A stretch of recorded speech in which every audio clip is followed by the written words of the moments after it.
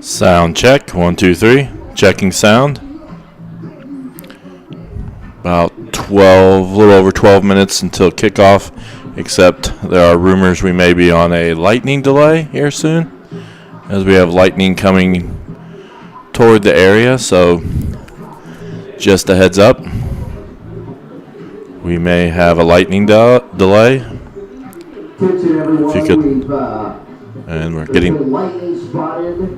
getting that announcement right now. We're going to put 30 minutes on the clock this time, so as soon as we will start tonight will be 30 minutes from now. As soon as we'll start tonight will be 30 minutes from right now. So they just made the announcement that lightning was spotted, so they've reset the clock to 30 minutes, and how that works is every time the officials see lightning, they point to the clock, and they reset it to 30. So we have to go 30 minutes with no lightning in the area. Maybe for a little bit that you go to your cars. And I'll try to keep the clock up to date with where it is as far as how close we are to kickoff on here as well. If you could let me know if you can hear the sound very well, I would appreciate it to make sure we have sound.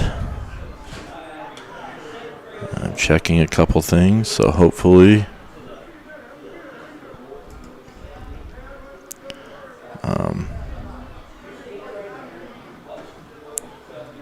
and okay.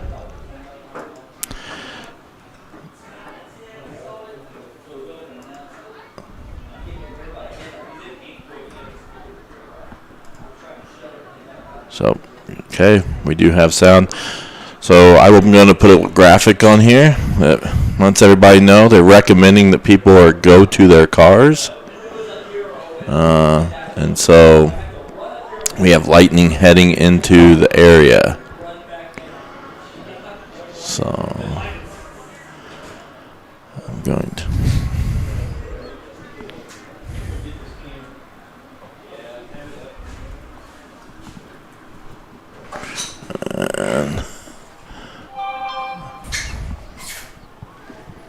So I will, again, like I said, I'll keep that clock up to date in the top right. I might let you see the halftime report pre-game.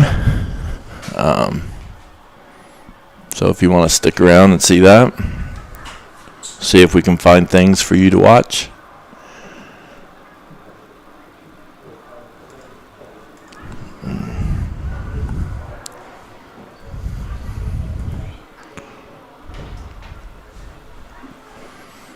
And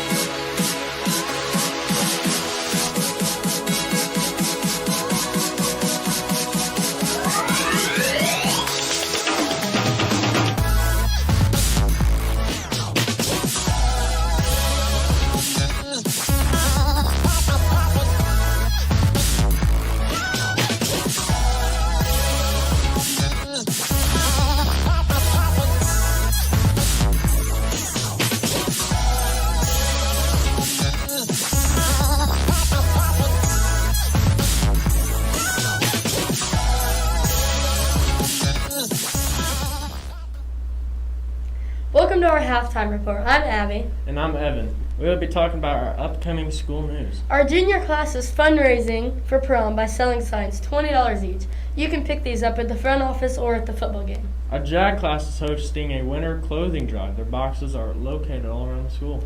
Eastern Hancock hosted a successful blood drive October 21st, 2020. Thank you to everyone who came out. COVID. Antibody testing done.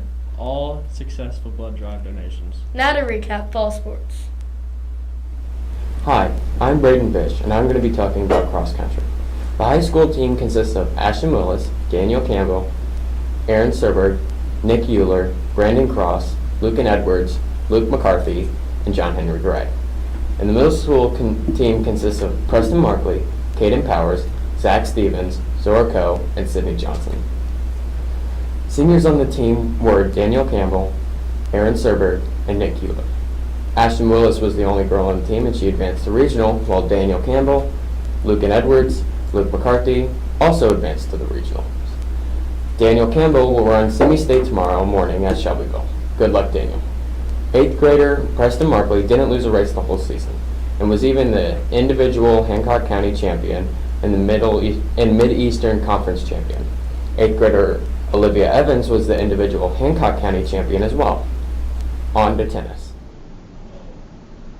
Cody Huff advanced to the IHSAA Individual Sectional Championship and won against Arsenal Tech and won against them 6-0 in the first half and 6-0 in the second half. Cody also went against Noblesville and unfortunately lost from 0-6 the first half and 1-6 the second half. However, the team so far is 11-5. Keep up the great work and keep doing your best. The middle school girls in total won 10 tennis games and lost 6. The middle school boys won 15 games and lost 3. Great work. Keep it up. Now on to Sasha and Cadence. And now, on to football. This season has been a battle, to say the least. First up, varsity record for this season is 4-5 and JV 3-5. Our varsity won against our rivals at K-Town 42-7. The 8th grade team won 5 games and lost 3. 7th grade won 2, lost 6. Houston Swan is the school's all-time leader in passing yards, passing current record holder Jarrett Lewis. Cool Rabel is the school's all-time leader in catches and tied the record for most touchdowns in a season. Our seniors this season were J.P. Fox, Caden Sotelo, Tyler Spear, Wes Kane, Hunter Lowe, Jacob Johnson, Jackson Budry, Tyler Cavaletto, Hunter Knudsen, and Connor Knudsen. And now, on to Kenzie and Sasha. The varsity volleyball team had a great season. The seniors Emma Wise, Carly Gaylor, Jenna White, Tori Brown, and Jason Melton did an outstanding job leading their team this year. They ended up 10-19 on the season, and they advanced to the second round of sectionals after beating Shenandoah in the first round. The JV team ended up 13-10 on the season. The girls really came together this season to win some hard-fought battles while making some amazing plays. The middle school teams also had a great season. 6th grade ended up 2-2, 7th grade was 12-5, and 8th grade was 9-8. Great job to all the volleyball players, and we can't wait to see what you have in store for next year. And now on to Ty and Paige for the recap of girls golf. And now on to girls golf. Our 2020-2021 lady golfers are Haley Cavaletto and Mallory Bolding, and Inez Friddle, Shelby Jackson, and Emily Graham. Haley Cavaletto became the second girl golfer to ever advance to regionals. Haley Cavaletto tied the 9-hole record with a score of 40. She broke the 18-hole record with an amazing score of 88 in regional. Over the season, the team had 6 wins and 9 losses. And now to homecoming recap with Sarah and Matthew. Hi, I'm Matthew. Hi, I'm Sarah, and today we're doing a homecoming recap. Monday was dressed like a teacher, and Jason Melton won for that day. Tuesday was country versus country club, and Carter Wicker won that day. Wednesday was class colors, and the winner was Lexi Swigert. Thursday was theme day, and Natalie Short won that day. Friday was crazy blue and white, and the winner was Cameron Wise. Here are the kickball tourney results. Sophomores won with 8 points, juniors came in second with 6 points, freshmen with 4 points, and seniors with 2 points. The winners were the senior class with the Mean Girls panel, 8 points. Second was the freshman with 13 Beach Movie panel, which had 6 points. And third were the sophomores with their Back to Future panel with 4 points. And last was juniors with the Grease panel, with 2 points. Homecoming court was last Friday with Caden Sotelo, Delaney Collins, JP Fox, Ruthie Lane Masters, Drew White, Jenna White, Daniel Campbell, and Chloe O'Neill. The homecoming king and queen was Caden Sotelo and Delaney Collins. Congratulations. This Saturday is a drive-in movie. That was canceled. Now on to Edric and Jacob. Thank you, Sarah and Matthew. And now on to the preview of winter sports. Starting off, the Lady Royals had their first practice this year on Monday the 19th. The Varsity had a magnificent season with a 15-10 record. They advanced all the way to the Sectional Championship, but sadly fell to the Lady Tigers of Triton Central. Their first scrimmage will be on Saturday the 31st, where they will face off against Blue River. Boys basketball starts practice on November 9th and has a scrimmage against Blue River on November 21st. The boys had a pretty good season last year, ending with a 12-11 record. Next, girls swimming is starting practice this upcoming season on October 26th. Their first event will be on the 19th of November. The meet is a three-way header with Newcastle and Batesville.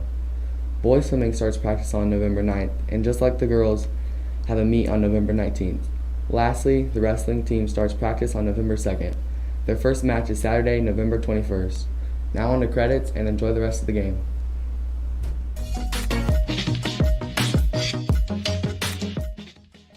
I'm Ty.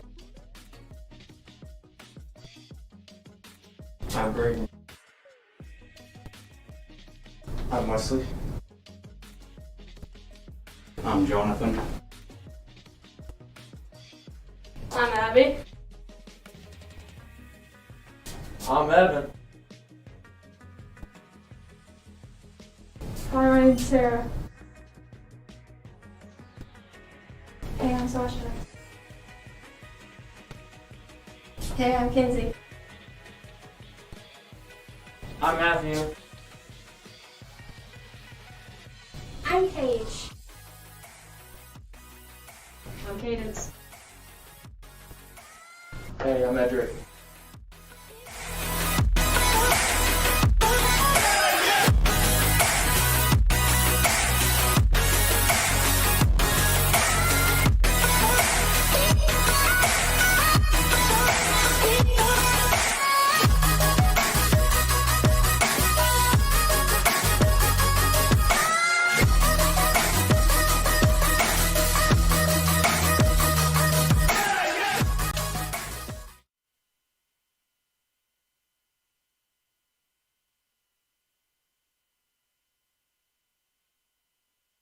It's riveting, electrifying, exhilarating.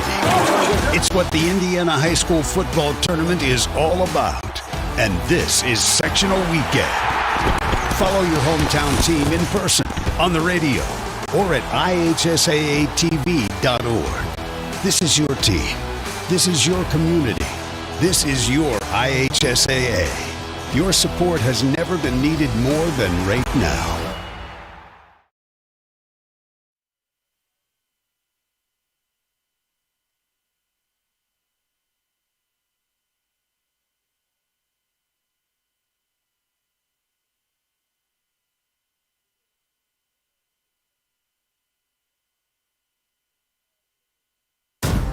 It's your team's reward for following virus protocols all season long.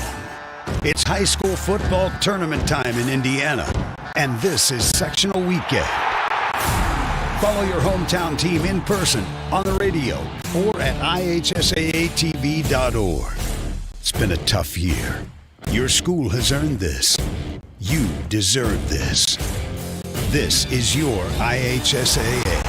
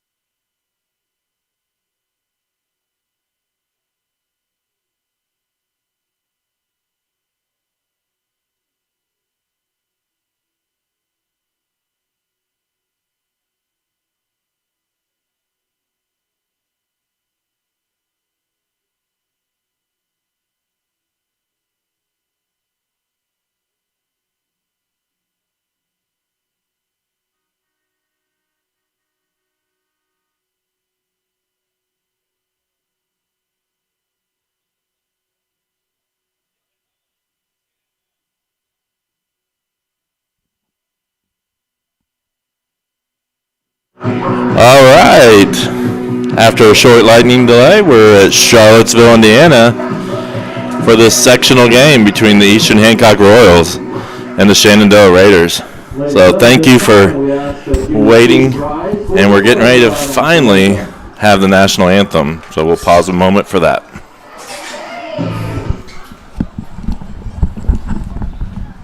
Hope you stay safe.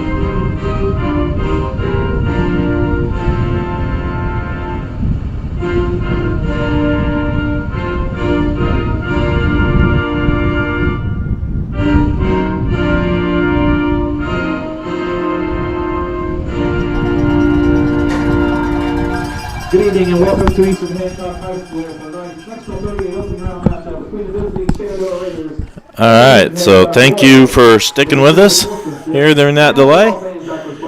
And we're getting ready to start the first round of sectionals.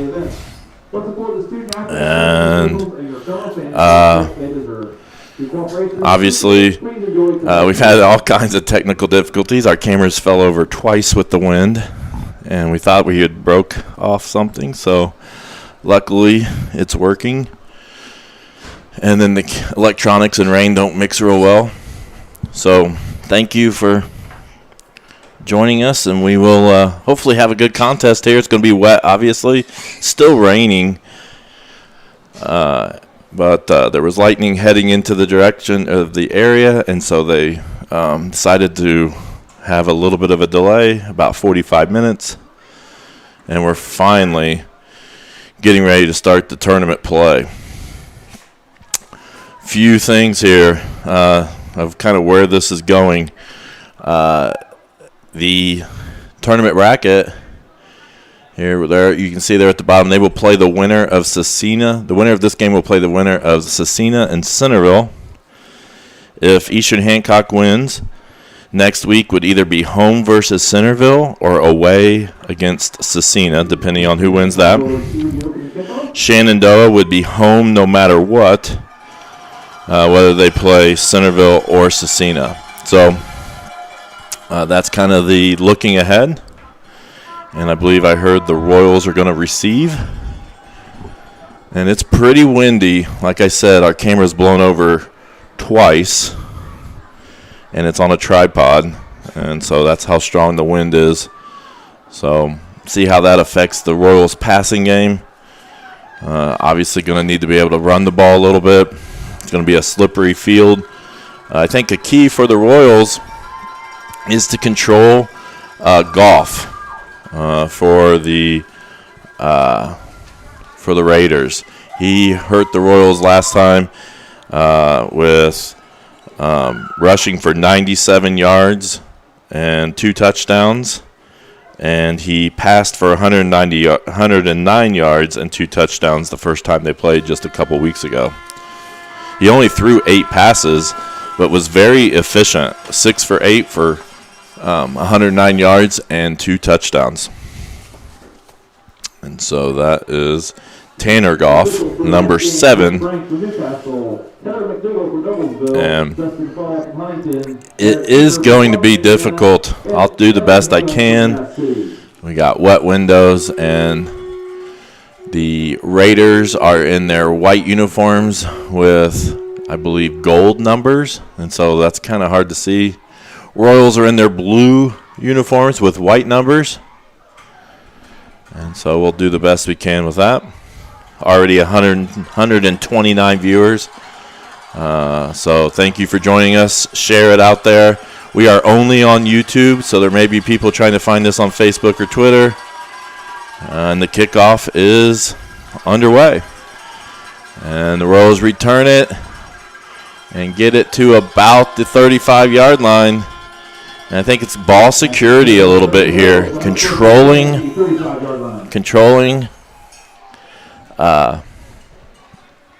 and making sure you can keep control of the football and not lose it. No fumbles, going to be extremely important. Kind of keeping hopefully they're able to keep the footballs dry on the sideline to help the Royals out as well. Swan's going to rush on his first run off the right side. Going to pick up about 5 yards, and so you can already see a little conservative for the Royals, but you can kind of expect that in this weather. Royals played in a similar type game, probably worse than this situation last year against the Raiders in the regular season. And here we're getting a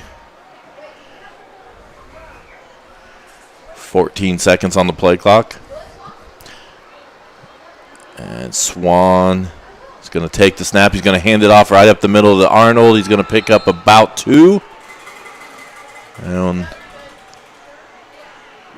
I know think Zach Arnold will carry for the Royals. So the camera is you're not gonna be able to do much about the water droplets on the camera. I think we'll wipe them off every so often, but I'm gonna have to deal with it on this rainy evening a little bit. We'll see the best we can do. I'll yell up there every now and then if I can, see if you can wipe it off. And a big third down. Swan, it's a direct snap up to Arnold, and he's going to be just short. So it's going to be a 4th down in the first decision time here in the first possession for the Royals. And they jump right up on the line quickly. And a big play here. You don't want to turn over on downs this early and give them a great field position. Swan's going to run it, but he's going to get enough push for the first down.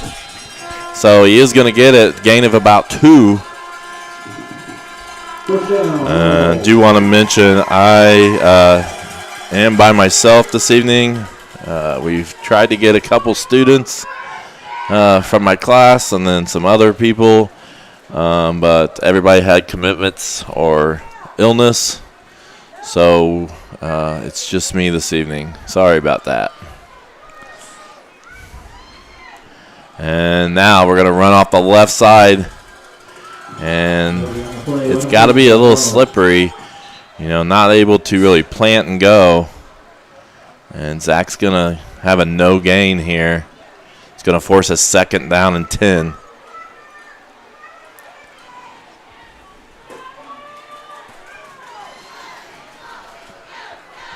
Swan, the quarterback, with Arnold in the backfield. Rainbow out there after injury last week. Good to see him back. Sotelo also out there. First throw. And it's going to be a short throw. Cole tried to come back for it, but it was incomplete. And it's pretty windy out. Looks like it's going north to south a little bit. And that takes away a little bit of our offensive attack. 3rd and 10 here. And the option play. And Swan kicks it out to Arnold. And they're going to be 4th down and about 6. 4th down and 6. And I imagine they went for it just a moment ago. We'll see.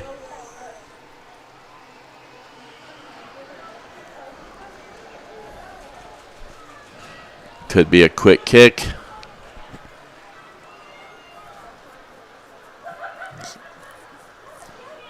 Swan is going to throw it, and it's incomplete. And so it's going to be turnover on downs, and the Raiders are going to take over in really good field position right at the 50-yard line. So we'll see how the defense holds up for the Royals here against the Raiders. Again, Tanner Goff was kind of the key for them offensively when they played during the regular season, the number 7, the quarterback.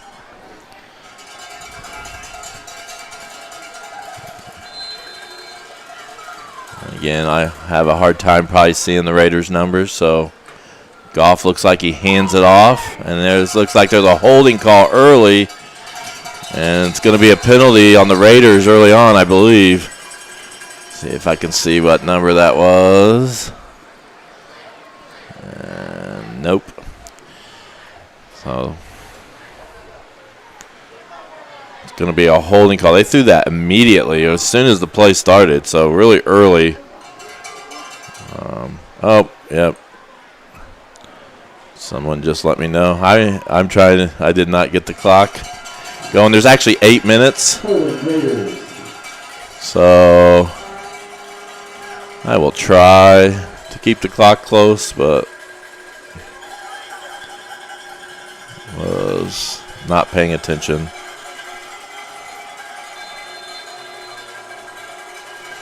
And so Raiders take a first and about 23 here. Run off the left side, and they're going to get a good little gain. Pickup of about 8 probably.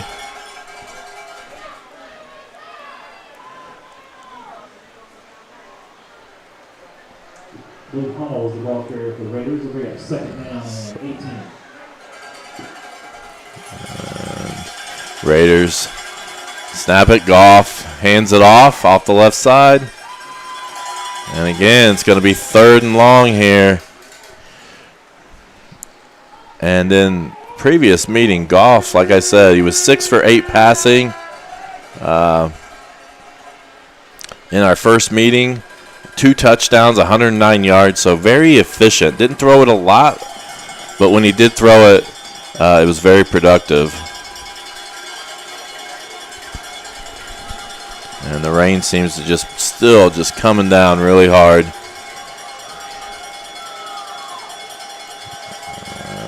And there, Tanner Goff is going to throw it, and it is dropped, incomplete. Looked like that was Bennett that was unable to haul that in. Andrew Bennett, number 81.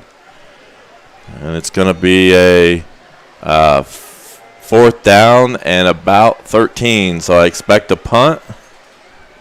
And Cole Rainbolt back to receive. This is one of those you got to be real sure to play one of these punts. It's going to be slippery. You can see puddles on the field already. And a great punt. And it's going to go into the end zone for a touchback.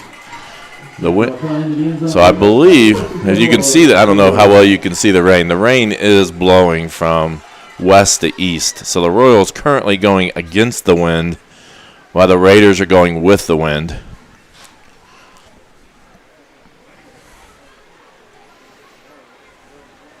So it may be one of those things where you're going to see the Royals probably run a little bit here in the first quarter, but maybe look to open up a little bit more of the passing when they have the wind at their back.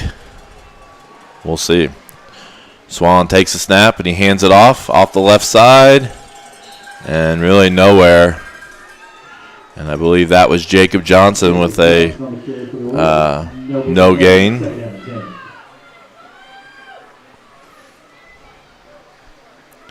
Again, make sure you share it out there on Facebook and Twitter or wherever, just to let them know that we're only streaming on YouTube this evening. And run off the right side this time. I think it was Johnson again. And it's going to be a pickup of about 3. Take that back. I think maybe it was Arnold. So it's be 3rd and 7. And you got to think also a punt. The Royals will be punting into the wind, so they're more likely to probably go for it here early on in this first quarter.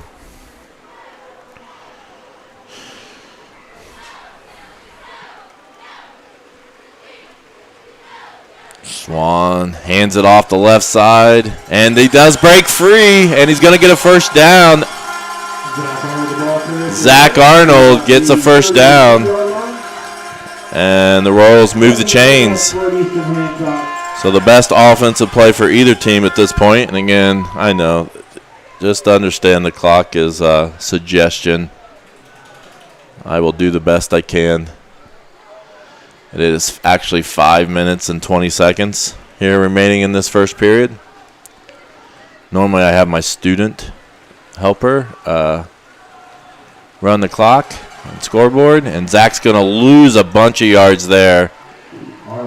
And you can see immediately right away the wet field is neutralizing Zach's speed quite a bit here. As he's just not able to really get up full speed right now. So it's going to be 2nd and about 15 on the loss of 5 yards by Zach. Oh, I've got someone with an umbrella that's now blocking my view of the clock. So that's going to be a challenge. Zach now off the left side. This time he's going, and he's going to be just right at the sticks. So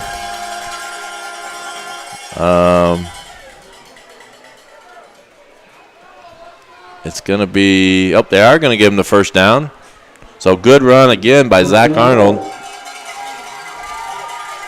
And the crowd is, when I first walked out earlier before the lightning delay, I was like, there's nobody here. But I think most of them waited in their cars for a while before they came. And now we have a handoff to Jacob Johnson off the right side. And he originally was going to get stopped at the line of scrimmage. He retreated a little bit, and now we're going to have a loss, I believe, unless they're going to say forward progress. They're going to give him, right at the stick, so no gain on the carry by Jacob Johnson.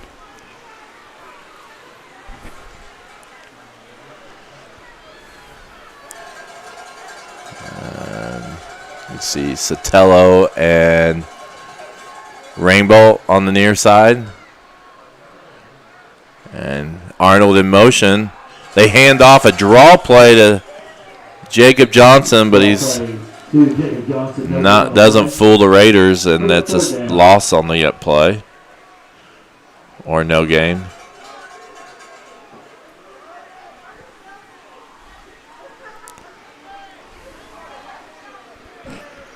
As there's now 3. The clock's pretty close. So 3rd down and about 10.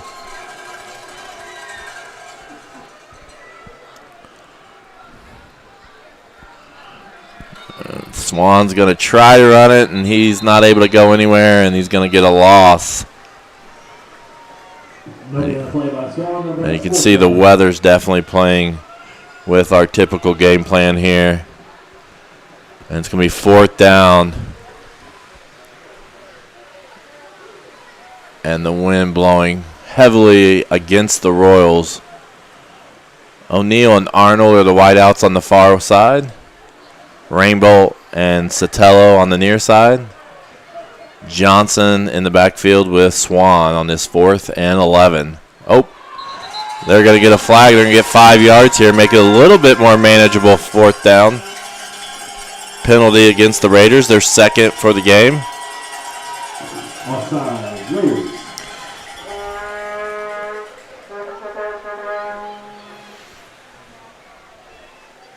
And I have to admit, I talk about how bad the weather is, but it's pretty dry.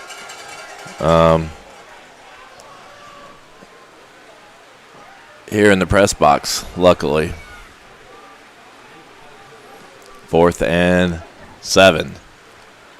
Swan is going to take it himself right up the middle. And I don't think that's what they wanted. There was some confusion because Coach Armstrong looked at Coach Gallion like there was some confusion on the play. And now the players are getting talked to by Coach Gallion as obviously they ran the wrong play there. And the Raiders take over. Minute 53, sorry.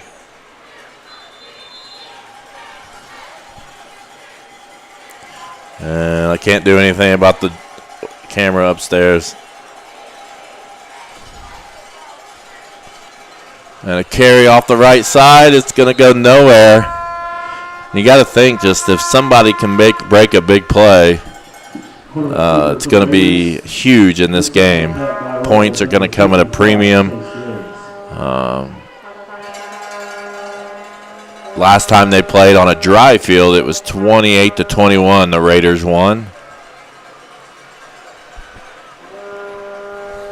Second down and 9. Goff snaps it. And it's handed off to the left side. And it's going to be a pickup of about 2 or 3. So it's going to be 3rd and long. Sotelo looks to sub in. Not sure. It looks like Smitty's coming out maybe. Nope. Nope. Sotelo. Caden Sotelo subbed in. Kane Sotelo subbed out. And the rain and the wind picks up even more. So, got to admire the toughness of all these players for both teams. Oh. And looks like they're changing the play. And the snap does beat the play clock. They're going to run off the right side. Goff. And he battles. That's one thing I remembered.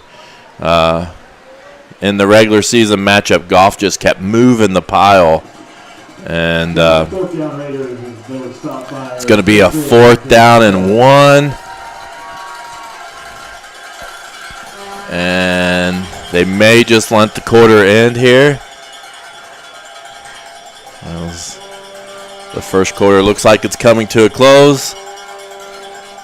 And it is.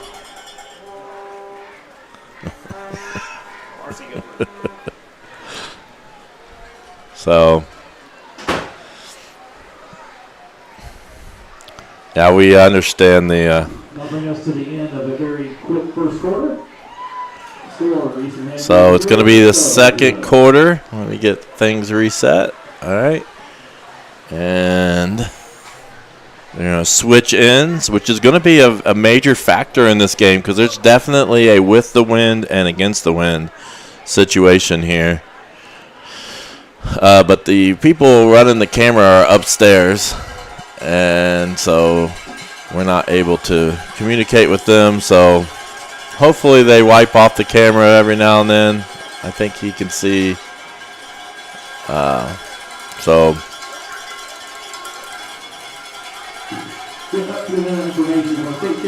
otherwise, I mean, and I will tell you this, it's pouring. If he wipes it off, it's just going to fill right back up. So, I mean, it is absolutely pouring out there right now. As it's a big 4th down and 2. And I understand there's a glare right where the players are, but there's nothing we can do about it. I'm a little worried about our camera even being out in this rain.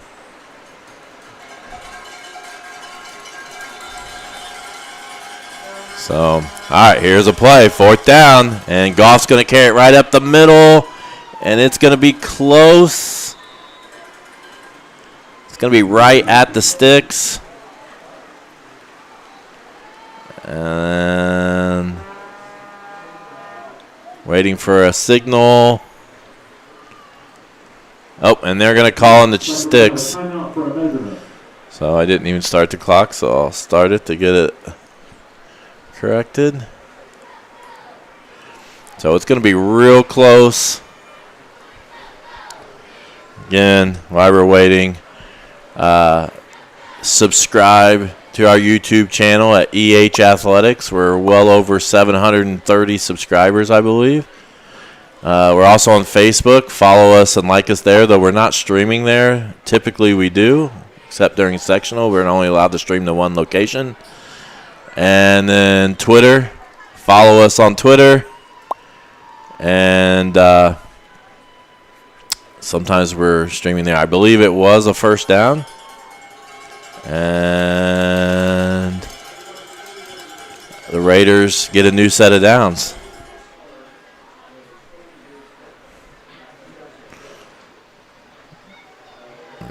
The ball boys are going to be extremely important this game. Trying to keep the footballs as dry as they can possibly do.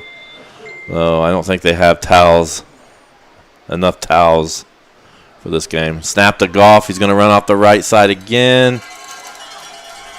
He's going to pick up a couple.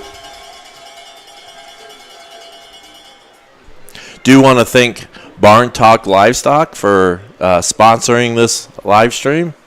As many of you know, we have broadcasting fees that we have to pay to live stream tournament events. And so we appreciate Barn Talk Livestock stepping up and sponsoring this for those broadcast fees and allowing us to do this live stream. So appreciate that. Thank you. It's second down. Timeout. Raiders. Timeout, Shenandoah. And it's actually 11:03 on the clock.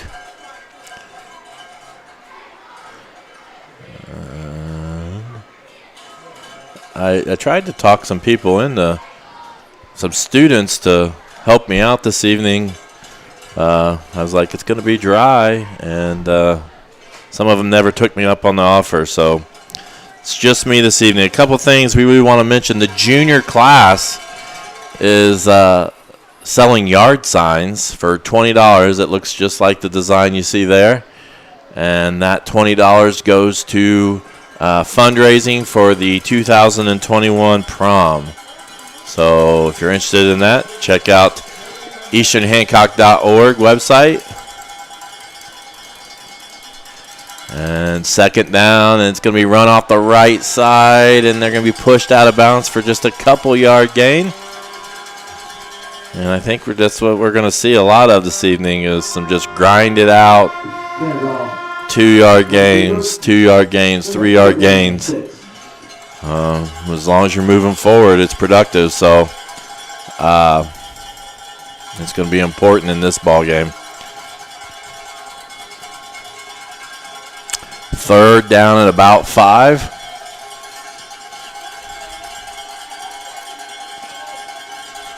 Both of these teams in the Mid-Eastern Conference. Monroe Central won the conference. Shenandoah got second. The Royals got third in conference play this year. A run right up the middle is going to pick up a couple again, and we're going to have 4th and 2.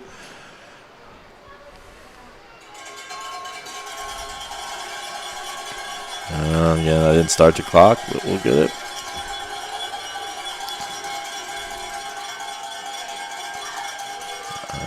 You got to be careful. We may have jumped off sides, and that'll possibly give the Raiders a first down. Offsides, Royals, first down, Raiders. So, offsides, 5-yard penalty gives the Raiders a first down and a new set of downs. As they're closing in on the red zone. 193 viewers currently, I believe. I do have the chat open, so if you're leave any comments on the YouTube channel, and I will see those here in the booth. Run off the left side by the Raiders, and a nice move upfield, and picks up to the 20-yard line. So it was a good cut upfield. And again, about a 2 to 3 yard gain. And I'm sorry I can't see between the water on the windows and the rain. No, the rain, it's still raining, but it's not near as heavy as it was just a bit ago.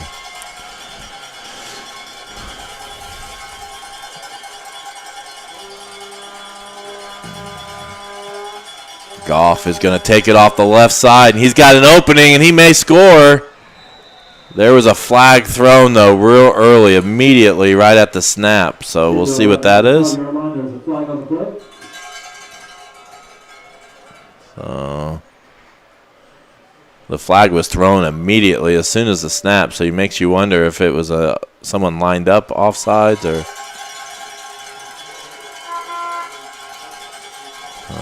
We're waiting on the official.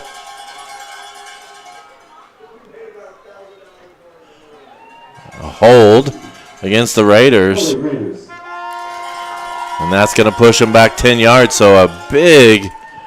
So that's great news. I see that it says the rain is stopped at 600 East. So.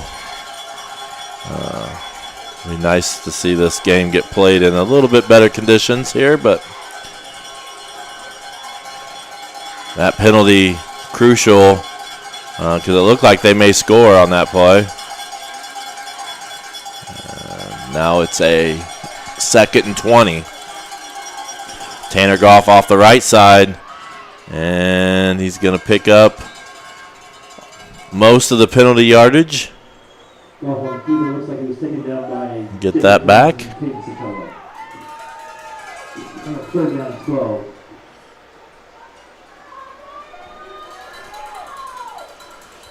And it's going to be 3rd and 12. To this point, for the most part, it's been all run left, all run right for the Raiders. They did throw a pass early on, or a couple passes, or a pass early on that was incomplete. And it's going to be run off the left side. Again, and Goff's going to pick up quite a bit, about 5 yards, and it's now going to be 4th down and 6.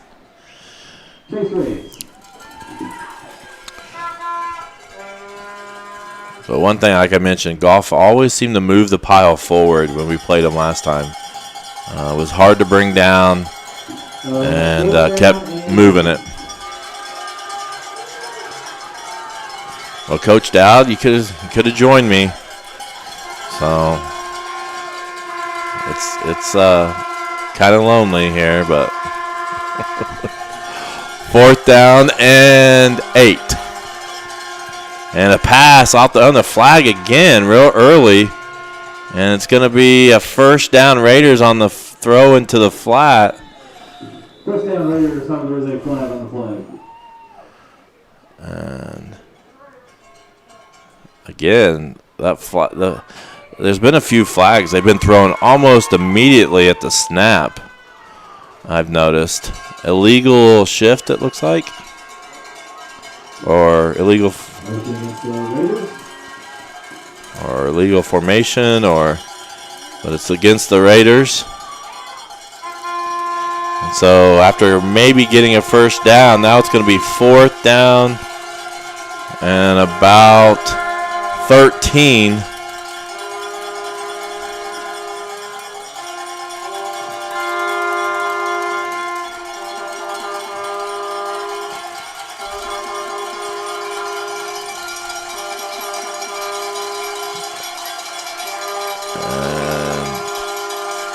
Goff's going to take the snap. He's going to look to throw. Rolls out to his right, throws it short. And he is going to be stopped short, and the Royals are going to force a turnover on downs. And now I'm going to open the window a little bit, because it has stopped raining. So for the time being, at least. And I can see the numbers a little better. So the Royals take over, and with a little better situation with the wind. Swan back to take the snap. And they hand it off to Arnold off the left side. And he's going to pick up about 4. On the ball carrier for the Wills, they have about 5 on the play, but it's second down and 5.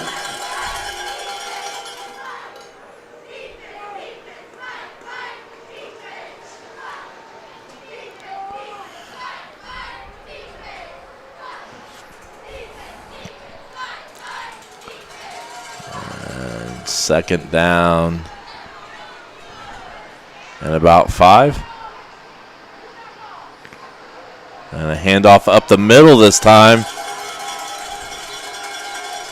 And I'm not sure. Looks like that was Jacob Johnson. It's going to be just short of a first down. So it's going to be 3rd and 1.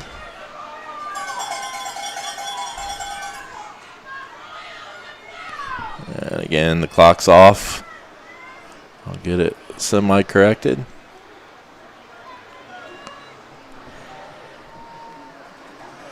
As an important 3rd down here. You don't want to probably go for it here in this situation. 4th down so deep in your own area. So Swan's just going to keep it himself. And I think he is going to get enough, just enough. So Swan with quite a few rushes already in this game.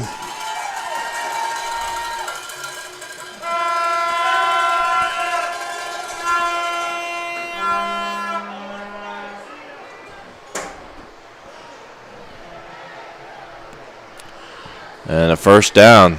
It'd be nice to string a few first downs in a row here, especially as the weather has improved. Run off the right side, but Zach's tackled immediately. On the ball carrier for the Wills. No gain on the play. Bring up second and 10. So it's going to be no gain.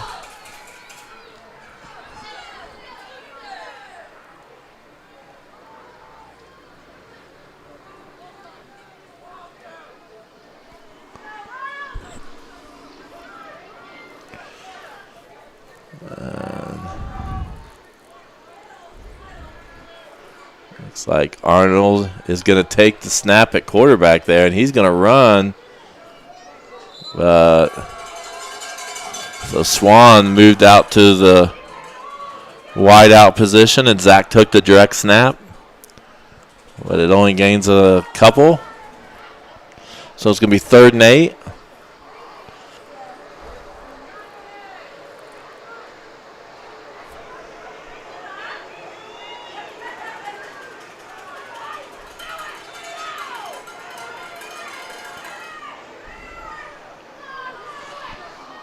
Swan to take the snap. He's going to throw it deep, and it's going to be caught. And he's still going. Zach may go all the way. And a big play for the Royals as they score a touchdown.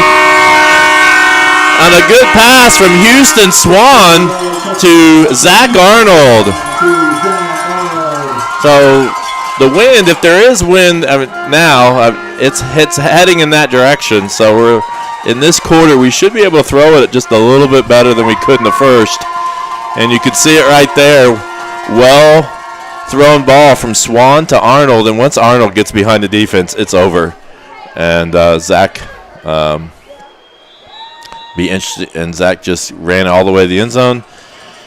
Jacob Wickard, the long snapper. Sotelo, the holder. And J.P. Fox to kick it, the extra point. But there's a penalty before we were able to play. We have a false start, so that's going to push the Royals back and make JP have to kick a little deeper.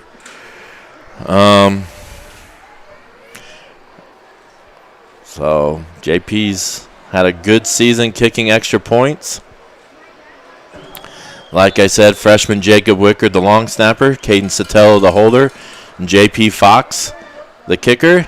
He kicks it up, and it is good. So the penalty yardage didn't matter, and the Royals take a 7-0 lead. We'll see if we can get that replay, and I hope it's set up correctly. If it's not, we will get that taken care of. So here is the play. Swan throwing it over the top to Arnold. And once he got behind the defense, there's not a lot of people that can catch him. And touchdown Royals, and it kind of breaks this game a little bit open. But like I said, the weather is improving. And so I think we're going to see a little better quality football here in the second quarter on than maybe what we had in that first period, which was just kind of run for a couple yards at a time. So trying to reset the clock. Royals did receive the start the game, so Shenandoah will get the ball for the second half, which is kind of key here, late here in the second period.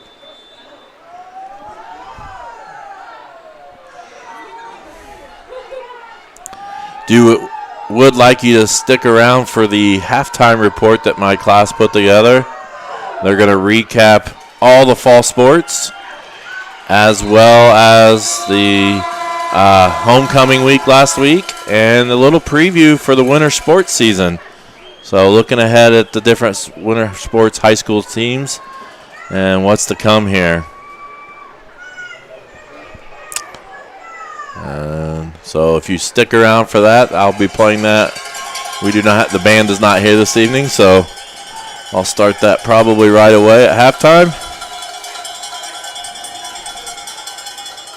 Kids work real hard on that. I tried to get everybody involved this week. Tried to get everybody on camera if I could. So push some of them out of their comfort zone a little bit.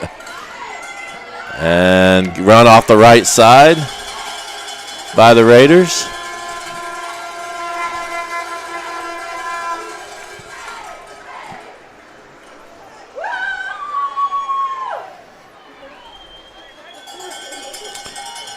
And I'll try to get some scores. We started a little late because of lightning delay, so I imagine some games are well past halftime probably. So I was going to wait to do scores, but I'll be trying to pull up some.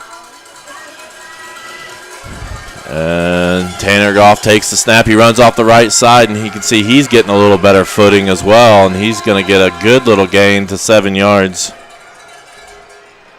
And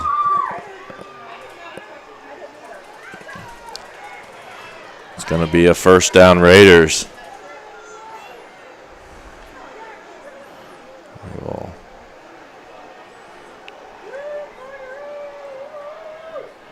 Again, you might share this out to on Facebook and Twitter. I know there's a lot of people that not here this evening that normally are because of the weather. And they may not know where to find us. Trying to find those scores still, sorry.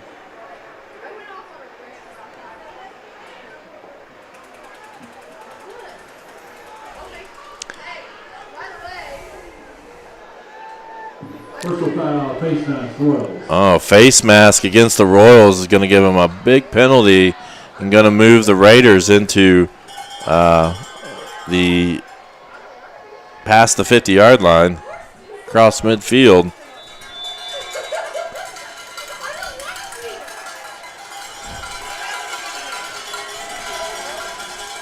And it's 1st and 10 at the 40. Oh, around right up the middle. I didn't even see it. Faked me out.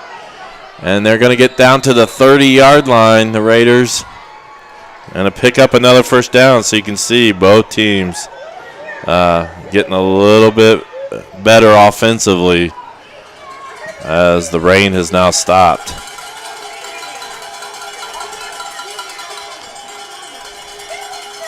And it's 1st down and 10 for the Raiders.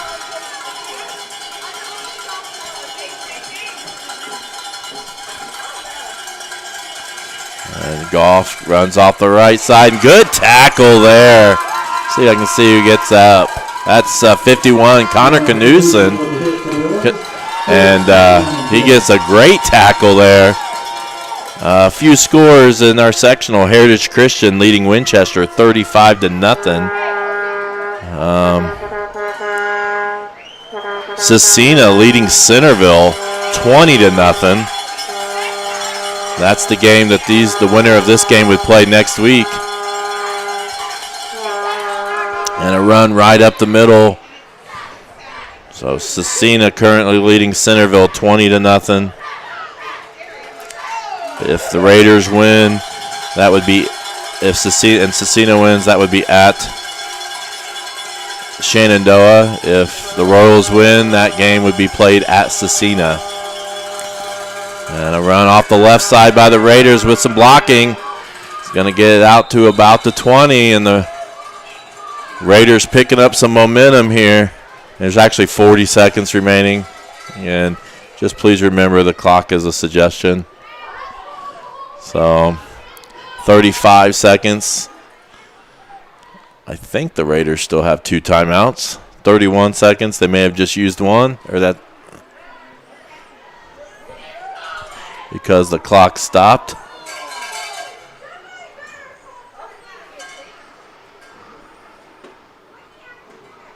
So the officials are talking.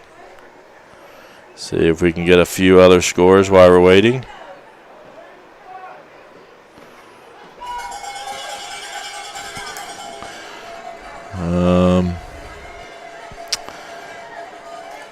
Pendleton Heights leading Greenfield Central 28-0.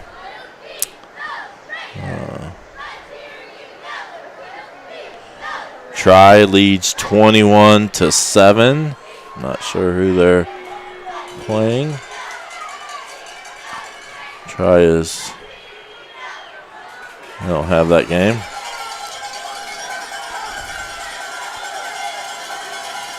And here we go, Raiders.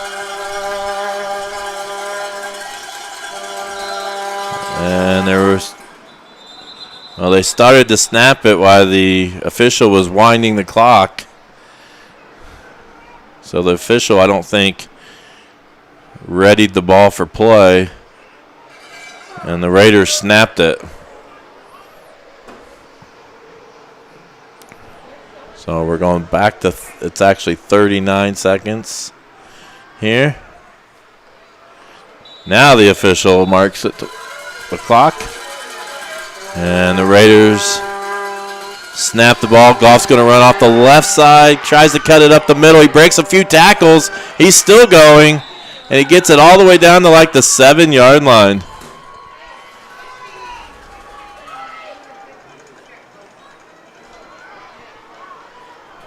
And so there's about 26 seconds remaining.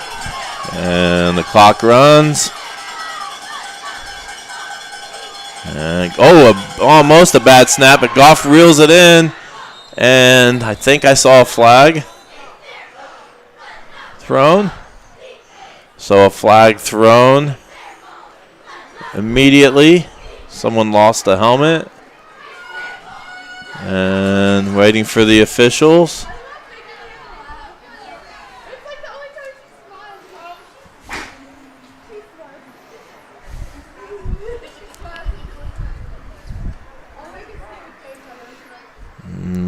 It is going to be, it looks like the Raiders are moving the other way. It's Oldenburg that Tri is playing against. Nicetown was leading Hagerstown 14-6 at half. Monroe Central leading Taylor 49-0. Monroe Central, the Mid-Eastern Conference champions this year.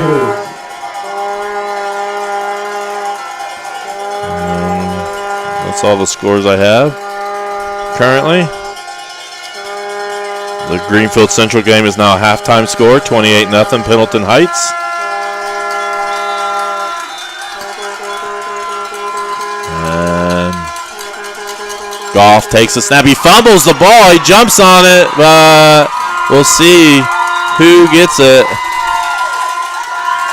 And Goff, I think they're going to say, they haven't signaled, I don't think. They're still talking.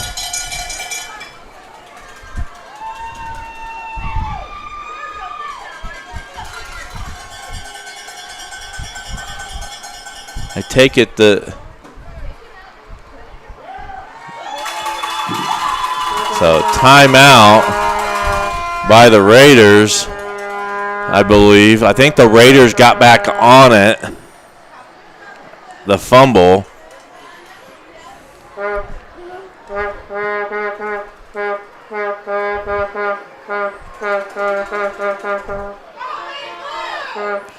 And so we're going to take this timeout. Do want to mention our website. Tracy McCarty did a nice job updating that. It's made it a lot more user-friendly. As you can see, it's got easy access to the lunch menus, Skyward, staff directory, anything you want. So she did a nice job improving that. And you got to check that out at easternhancock.org. While you're there, there should be a spot where you can look and purchase a sign to help support the junior class and trying to fundraise money for the prom, for 2021 prom. So that's what the sign looks like. It's a yard sign that goes in your yard. $20 for that sign. And so here we go. 7 seconds is actually what they put on the clock. And the Raiders do have the ball. Second down and 13, or second down and goal, I believe. Maybe not. And Goff's going to roll out to his right side. He's being chased by Jacob Johnson, and he's just retreating backwards. Time is going to go out. Goff's just going to throw it into the end zone, and it's going to be incomplete. And we're going to go to halftime with the Royals leading 7-0. So the Royals dodge a bullet there and go into halftime with a 7-0 lead. Raiders will take over with the football or receive the kickoff in the second half. I do want to mention before I go to the halftime report, good luck to Daniel Campbell tomorrow morning as he competes in the semi-state at cross country at Shelbyville. And so good luck to Daniel. So we are going to have our halftime report. So stick around and watch that. And we will return for the second half.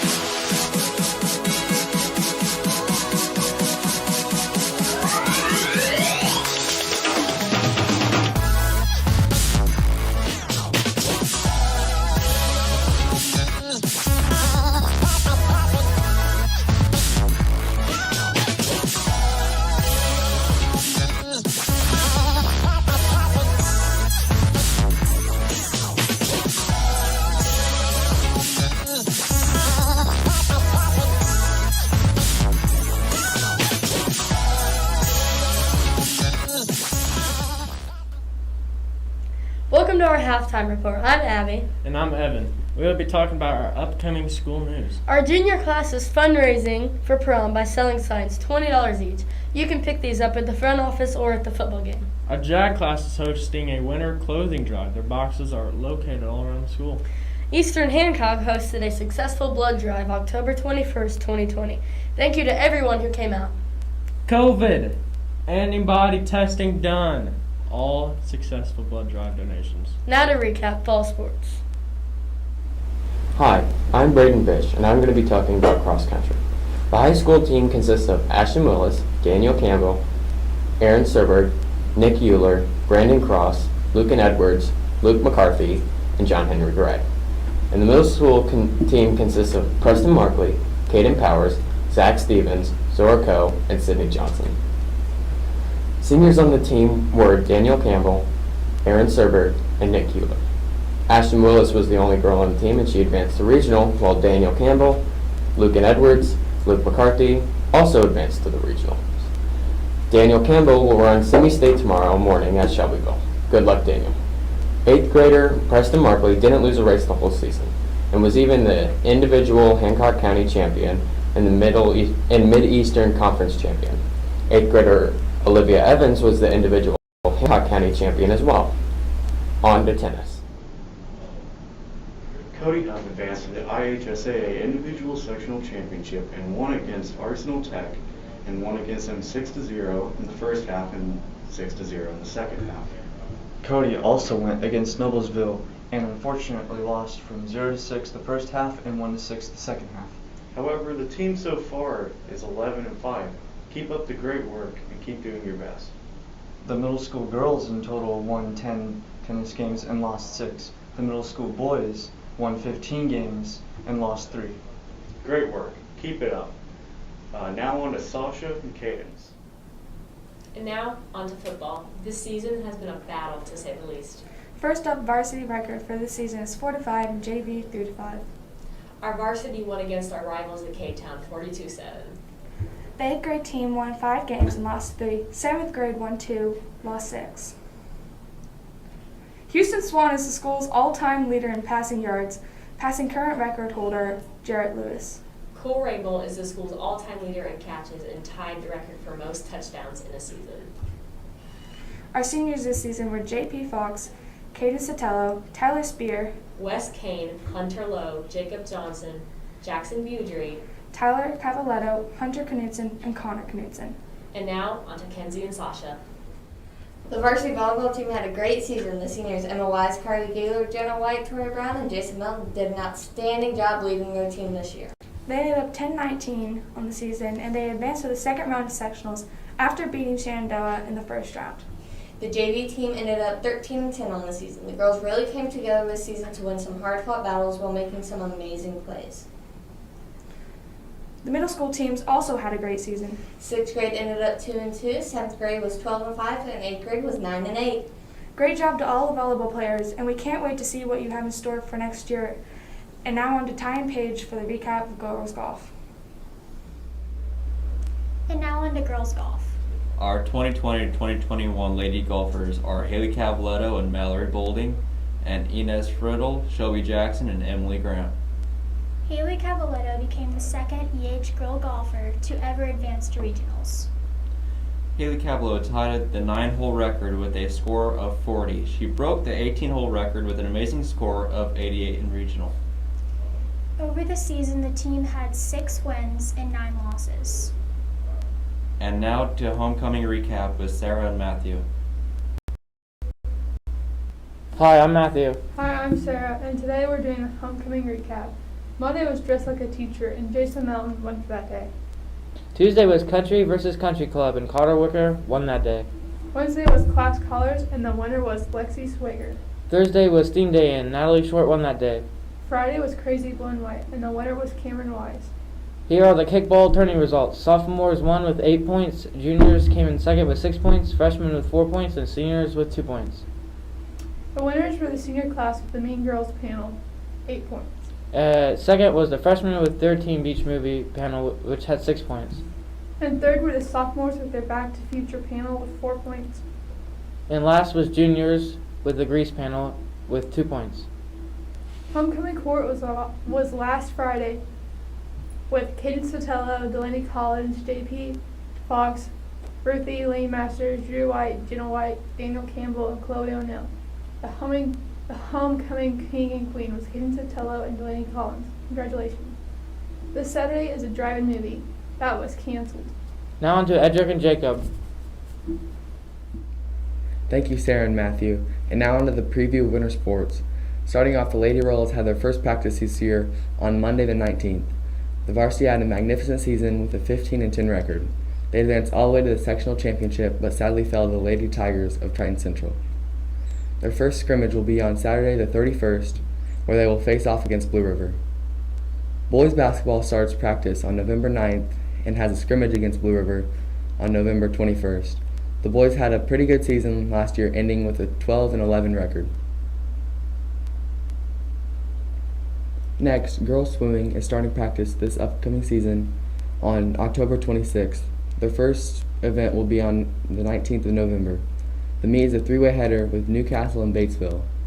Boys swimming starts practice on November 9th, and just like the girls, have a meet on November 19th. Lastly, the wrestling team starts practice on November 2nd. Their first match is Saturday, November 21st.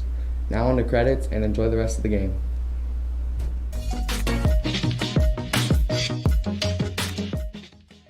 I'm Ty. I'm Braden. I'm Wesley.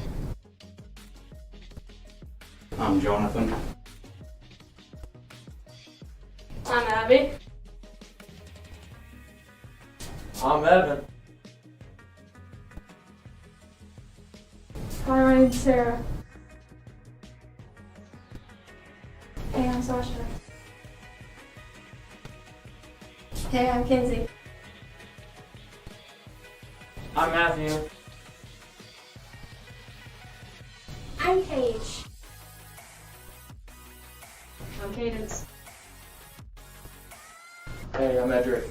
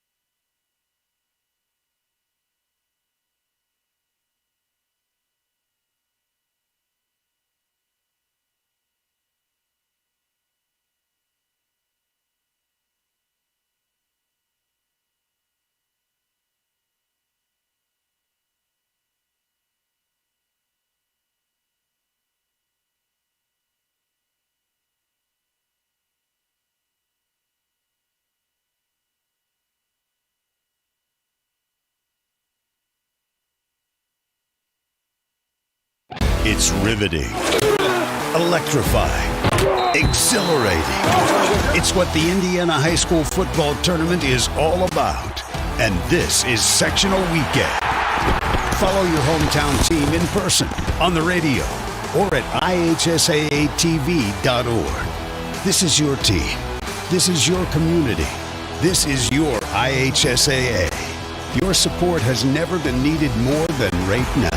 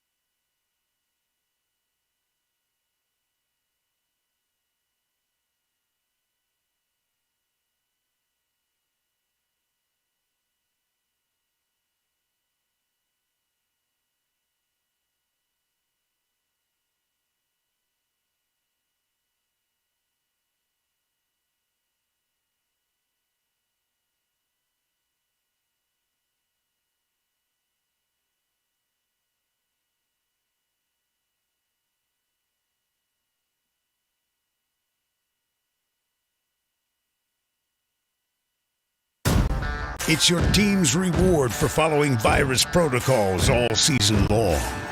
It's high school football tournament time in Indiana, and this is sectional weekend. Follow your hometown team in person, on the radio, or at IHSAATV.org. It's been a tough year. Your school has earned this. You deserve this. This is your IHSAA.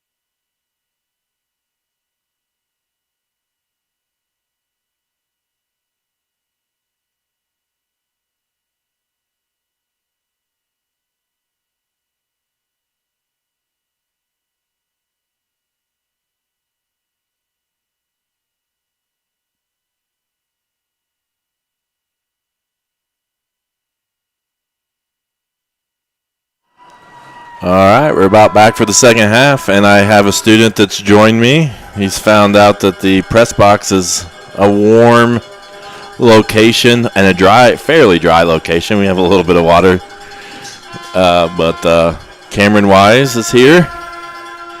So I don't know, is your mic's on? Yeah, there it goes.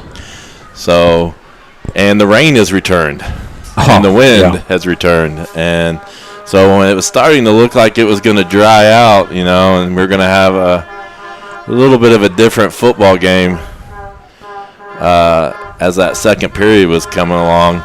It's now very similar to what it was like in the first period with some blowing winds and heavy rains. So I know a lot of you are talking about the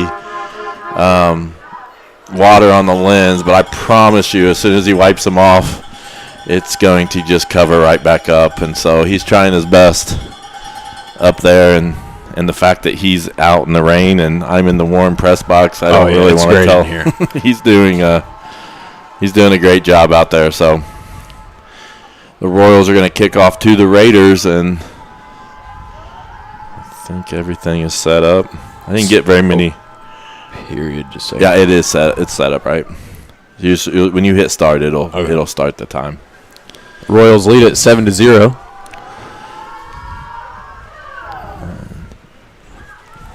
Kickoff, catches it around the 30. Takes off and is brought down out of bounds by Zach Arnold. Yeah, and Zach is now completely muddy on that tackle. You won't be able to see his number from the back now.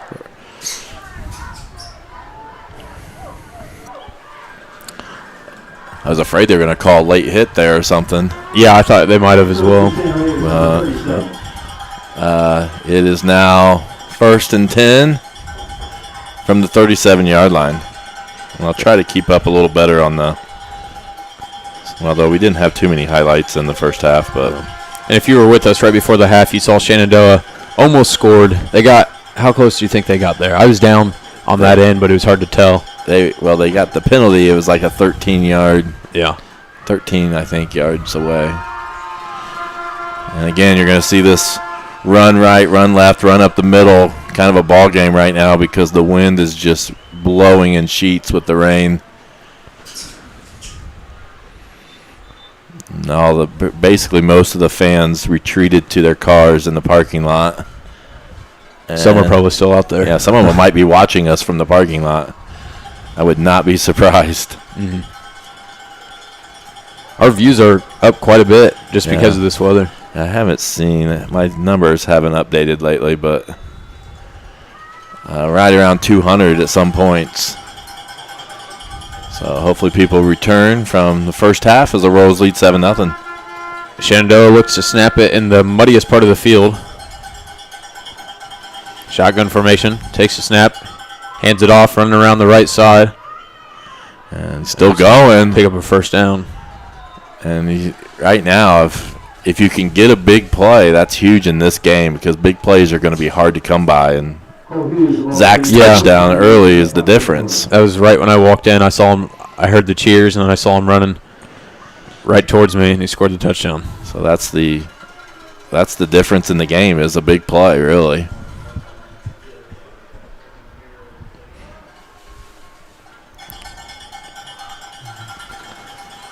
Once again, shotgun formation.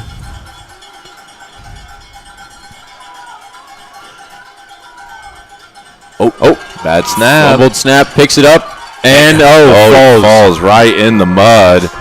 And so slippery footing here, and he was trying to retreat and try to make something out of nothing, and now they're going to be looking at, and is that that's going to be second and I think it's second because they got that first down. Okay.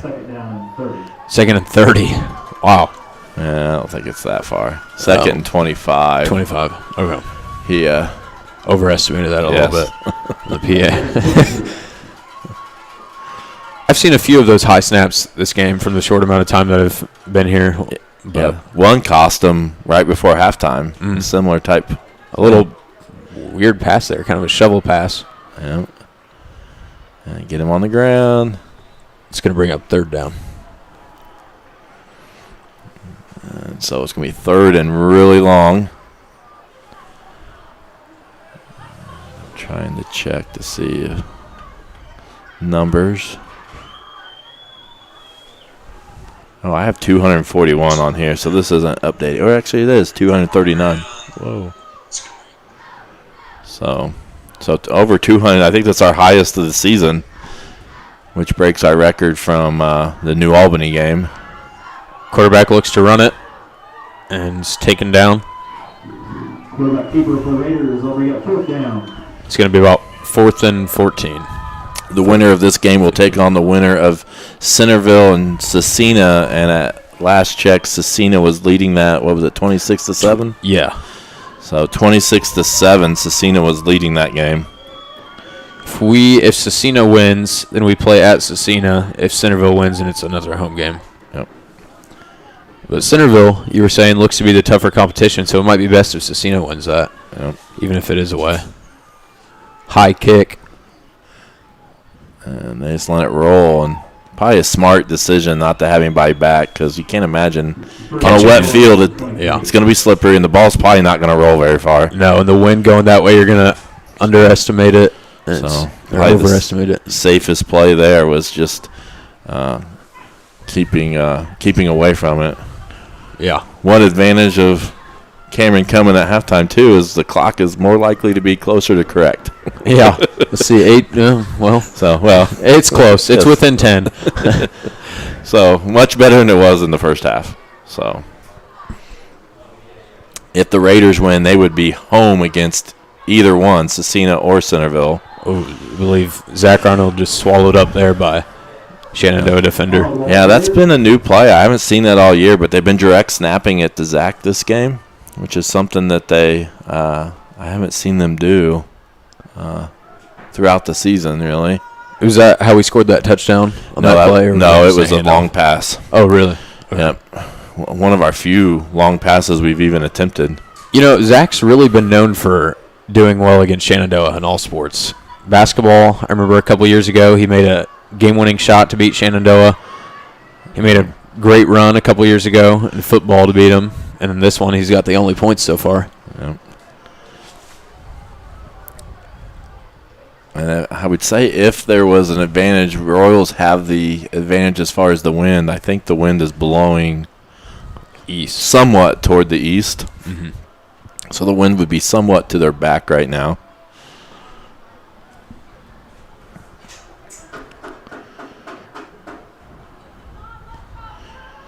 And it's like shotgun formation again. Low snap. Hands it off to Zach. Yeah, that was a really effective play last week against LaPel, but we weren't able to. We haven't really gotten much out of it tonight. It's one thing about Zach. I mean, Zach relies so much on his speed, and the wet field is it's hard to get a good grip. Right. Landon going to be back to punt. Luckily with the wind behind him, so hopefully he can put something on this. Yeah, and Shenandoah's got a man to return. We'll see how this turns out. Oh, looks like it was blocked. Tipped a little bit. So, yeah, someone got right through the line and put a lot of pressure, and luckily Landon was able to get it away. Yeah. Oh, there we go. See? He's wiping it down for us. So Justin Swan is the one that is toughing it out upstairs, running the camera for us. So he's in a much less pleasant place than we are. So yeah, and probably where you are watching it at home. So he's doing a nice job helping. Yeah, it's that combination of the wind and the rain. That's just brutal. Good defense. Brought down. That didn't fool anybody there. Trying to see who that was. 70. Who was that? Was that Carter? Oh, no. No, Reed. I think that was Reed Hedrick, I believe. Tyler Spear. Oh, they're going to go Tyler Spear is what they're saying. Well, they weren't sure either. I thought it was Reed. But it was a good play. Mm-hmm. Now the Raiders are trying some misdirection stuff, and he does get loose and going to get a first down and more and still going. So big play, one of the best plays for the Raiders this evening so far, as he just kept going, and they're trying a little misdirection, and it kind of fooled the Royals a little bit, but then not only that, just the second effort of keeping his legs moving and moving the pile down the field. I think a big thing there is we're just tackling too high. We got to get lower when we tackle, because he gained an extra 6 yards there on that second effort because we were all up tackling at the shoulders. And now it looks like the quarterback's going to keep it. I'm assuming it's Goff. We can't see the numbers on Shenandoah with the yellow numbers on white uniforms and wet windows. Pickup of about 5 there, 5 or 6. Brings up 2nd and 5.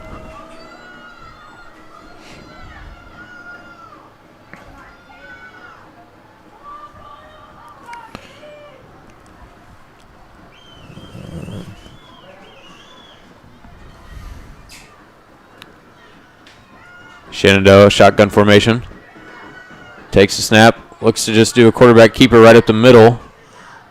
Gains, seems to be still on his feet. Just keep pushing the piles. And that's how the first quarter really was. We had a lot of plays like this in the first quarter by both teams, just kind of running it up the middle, gain 2, gain 3, gain 4, no gain. So this third quarter is being very similar like the first.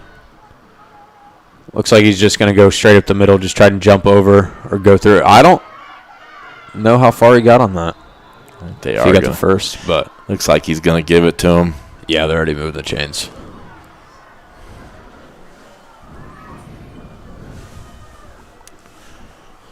So the Raiders trying to tie this game up. I do want to thank everybody that's watching. 260. I don't think we've had a game in the 300s, even tournament. So but we may be heading that way, especially if this game stays close. Yeah. Shenandoah takes the snap, hands it off, run around the right side. Oh, he's going to cuts score. Through, and he's going to score a touchdown. So touchdown Raiders. So with 3:31, that has been the fastest third quarter I've ever seen. Yeah, it's going quick. Wow. I mean, we're 3 minutes, 31 seconds left in the third quarter, and 7-6 right now. We'll see with this extra point what they can do. We'll see. That's extra points are huge, especially with the wind going against them. And right, and I don't know if you saw earlier, but we got a penalty earlier, so JP's extra point was 5 yards farther back. Really? And he was able to drain it that way. JP, is he doing anything else, or is he playing? I think he might be only kicking, actually. Wow. Now I think about it, I forgot. No good. Wow. So that's huge. So many high school games come down to if a team has a kicker or not. Yeah, I'm pretty sure it was JP that was kicking earlier. I saw him over there on the sideline. And he just does have standing there, but he does. I know he did have his uniform on, but I almost said, yeah, he's not playing this evening. Yeah, but he has. He scored a point. Yeah, so, that point could be all the difference. Yeah, he has the point. That is the separation right now.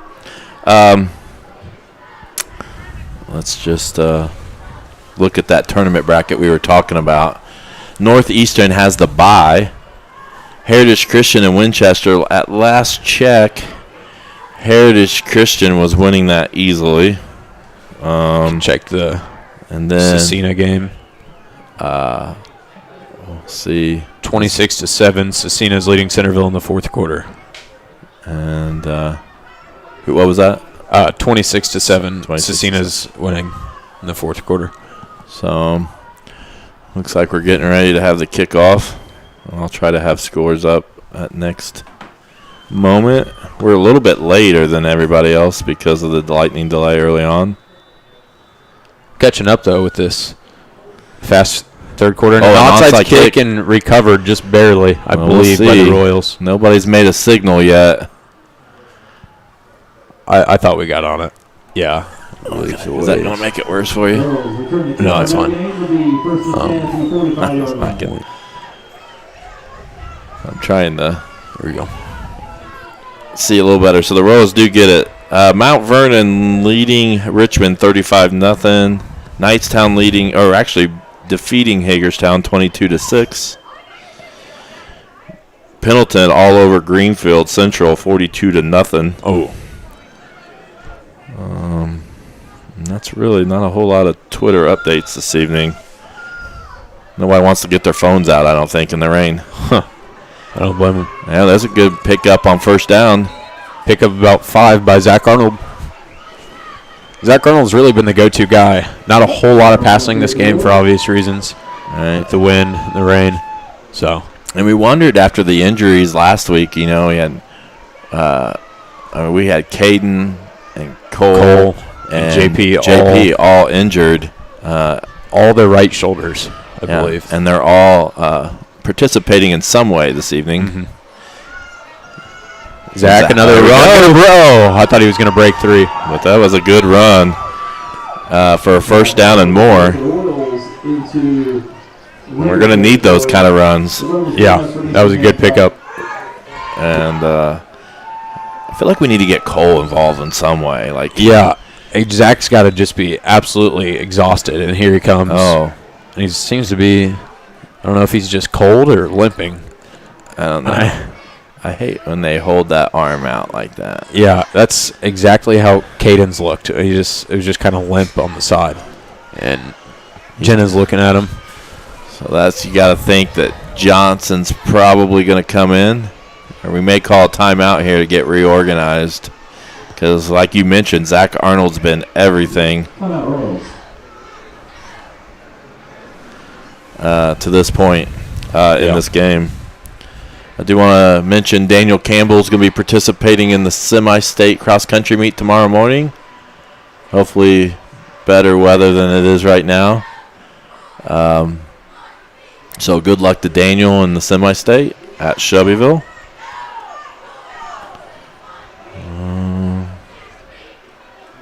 Yeah, I went to one of those a couple years ago when Skylar Schroep was doing that, running in the semi-state. At that level, I don't even know how to explain it, how fast some of those people are. Oh, yeah.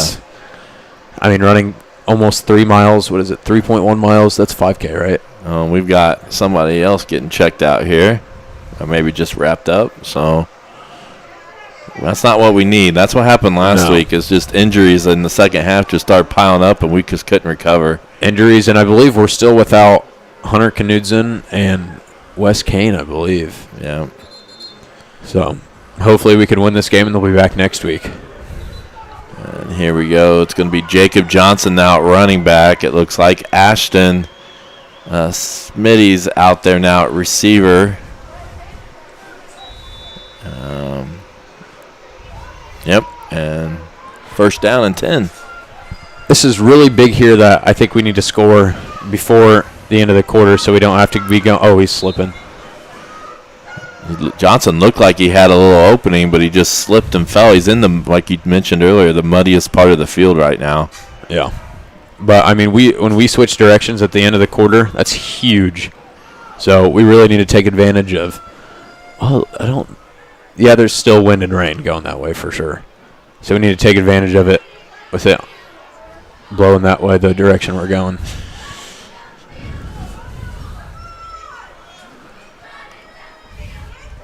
Hands it off to Cole. Cole looks to run, really doesn't pick up much, maybe half a yard. Again, I can't remember too many times this season when we've just handed it off to Cole. So a new wrinkle that we're trying that I'm assuming we haven't practiced much because of. And without Zach. Yeah. And speed, speed is always good, but with this field being so wet, it's just difficult. So it's 3rd and 9. Yep. Looks to pass. Houston's just going to run it, and It's going to get the first down. Wow, I great think. job by Houston Swan. It's going to be close. I don't know. I haven't seen the official yet, but it's right at the sticks. And fans are cheering on our side. We'll see what they call. He lowered his shoulder to try to get in there. I almost thought he was starting to stick the ball out as well. It looks like it's a first down for me, but that's a long ways. I can't even read their numbers, so I don't know why I think I can see that far. Yeah, with the window, with the rain on it and everything else, it's hard to see out there. And they're gonna give us a first down, I believe. So they did measure it, I think. Yep, they measured it. It's gonna be Royals' first down. And just first down, Royals. A score here, and then like you mentioned, it'd be nice to score before the end of the quarter. Yeah, we really don't want to be going so JP into the wind. Be kicking with the wind. Mm-hmm. Houston takes a snap, hands it off to Cole. Cole runs on the left side, picks up about 2 or 3. So Cole Rainbolt, usually a receiving threat, a running threat this evening. Running off the left side. I'm not even sure how many carries he's even had this season. I don't know. He doesn't usually carry the ball very often, if any. No, all of his records are receptions. So yeah. Under a minute here in the third period. Oh, we're doing that trick play. Oh my! Wow. It was going to work, too. I want to replay it just to... I think we ran a very similar, if not the same play versus New Albany. This was... Normally we pass it. Oh, that's right. We passed it to Landon. This time was just kind of a handoff. And then... Oh, wait, that's not even the right play. Sorry. Maybe I didn't hit the replay. But... Try and keep the clock exactly. It's 42 seconds. To go in the third quarter. 3rd and 9. That had potential because he was open. It's just, and you don't know what, how slippery that ball is, and that's the first time I think Landon's touched the ball this game. Mm-hmm. So, especially, when you're not a quarterback in that position, you're not used to it. You don't get a feel for the ball exactly throughout the game. So, all right, we're gonna do a quick commercial. What rhymes with great? Participate. Where does greatness start? Here, in the classroom. On the diamond. In the pool. On the field. Where will your greatness take you?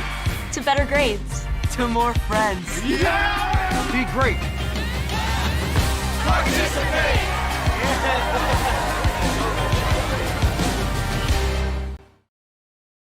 All right, we're back here, almost the end of the third quarter. Thank you for joining us. We're at 280, I believe. Wow. The score remains the same for the Centerville game. Cecina leads it 26-7 in the fourth quarter. We would play the winner of that if we win this game. The Centerville football coach used to coach at Cecina. Oh, wow. As an assistant. Houston in shotgun formation, takes a snap, throw. Oh, my goodness. And you just see, how difficult it is to throw the football right now. So, yeah, being able to run is going to be successfully is going to be huge. 4th and 9.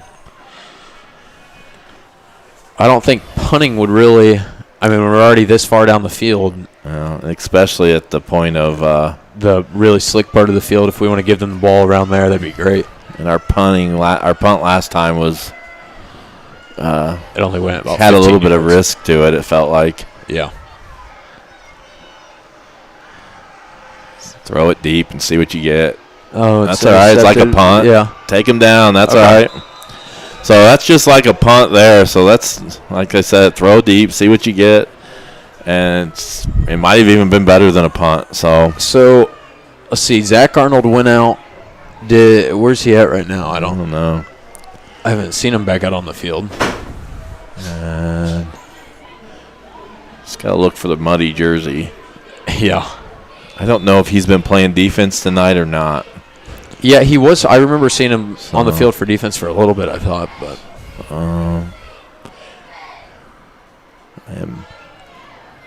looks like Kane Sotelo is in his spot on defense. So okay. Almost. Kane's certainly a capable athlete there in that position. Yep. Ooh. Looks like he had some space. And wow, what is that? Excessive blocking? Looks like it. So it looks like the clock is probably going to run out here in the third period. We're going to switch sides on a 1-point game. Currently, the difference is a J.P. Fox extra point. And that wraps up the third quarter. Your Royals lead it 7-6. Sadly, we changed directions on the field, so for this quarter, Shenandoah will have the advantage with the wind at their backs going the direction they're going. So we are not upstairs, so we can't communicate with our camera person, but he's doing as best he can trying to wipe off the lens. Do you want to be able to see the chat up there? I can turn it on up there. Sure. I just didn't do it because why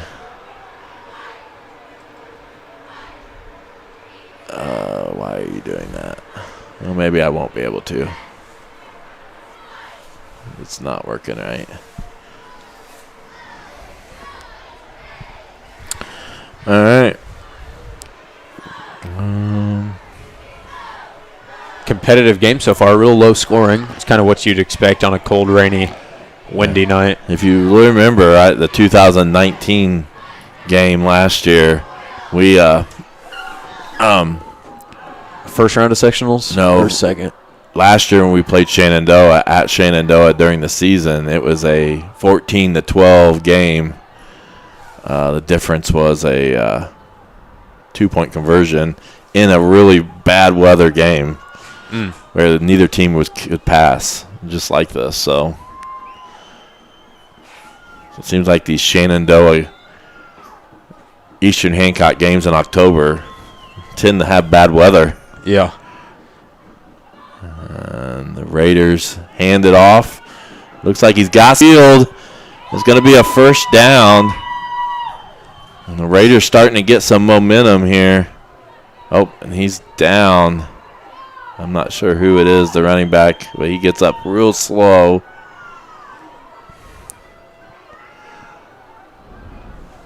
It's really hard to read those numbers. And they're going to sub him out. Yeah, I apologize. We can't.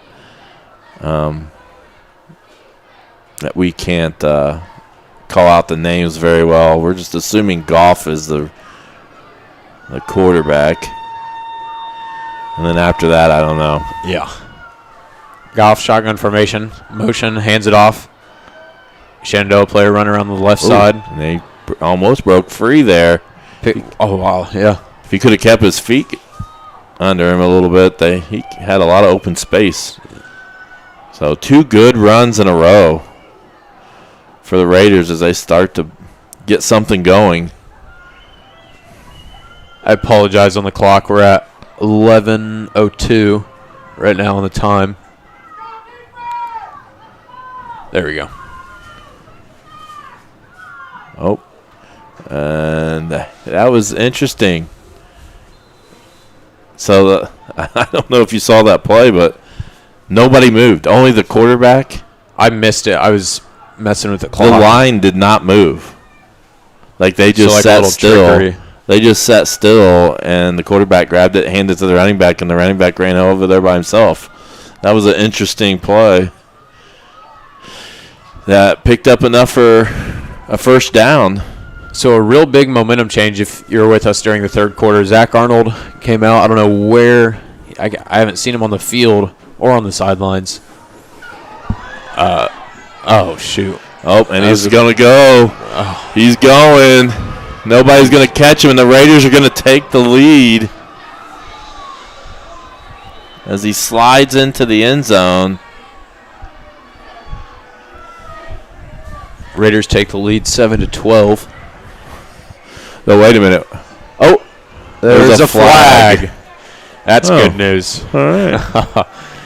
Thank you to Sam Murphy who pointed that out to us.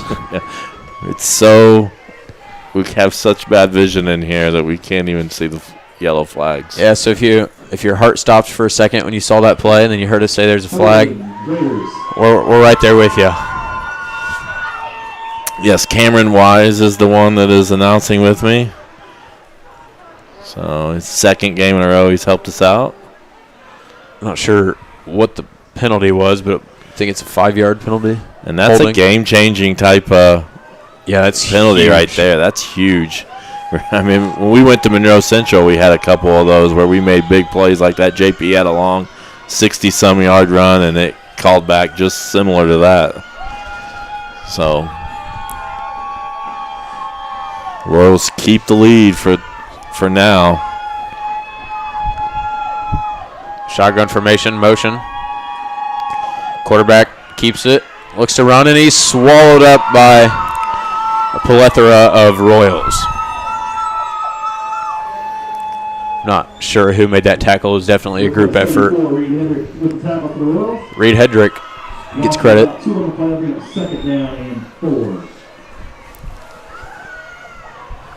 Lawson. So 2nd and 14.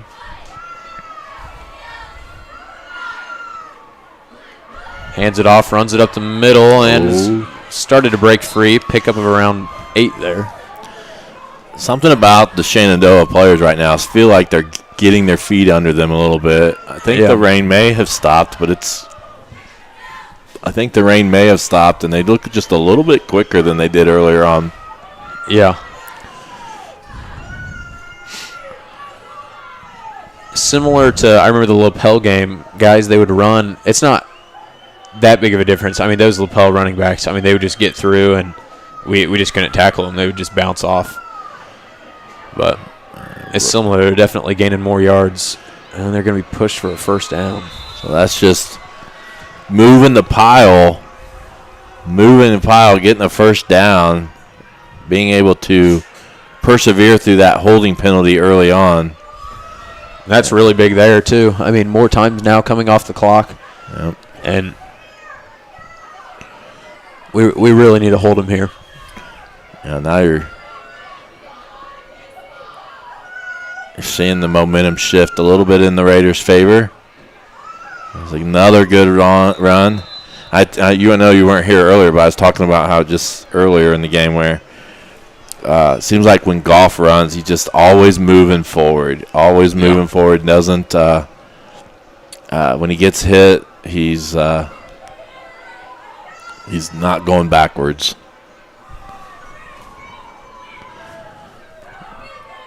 So in the muddiest part of the field right now, we'll see how that plays out. If running back slips or maybe a fumble, hopefully. I mean, it's what we can hope for. We need a break here. Got one with the penalty right earlier. Side and brought down for. It's going to get the first down, just enough. Yep.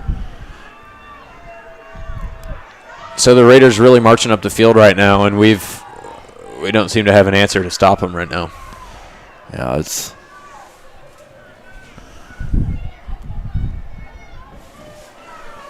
The clock continues to run.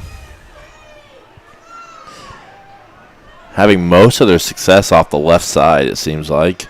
We'll see. They'll probably run it off the right side now. And they seem to like something there. And there he's going to break free into the open. Oh, he was down. They're going to call him down. The ball did come out, but they're going to call him down at the 10-yard line. So it's going to be 1st and goal. Dang, that's huge. And I think it was the right call there. Yeah. Did look like he hit, and then the ball came out. I was about to say there's no instant replay in high school, but we've got it. It's not for the refs. Yeah. It's for you guys to decide at home. Though I haven't been using it very much. Just seems like it's these 2-yard gains, 3-yard gains have not been exactly replay worthy. Other than Zach's touchdown, probably not. Yeah. So 7-6. Your Royals still lead it, but we're Raiders marching down the field, and we've really got to get a stop here.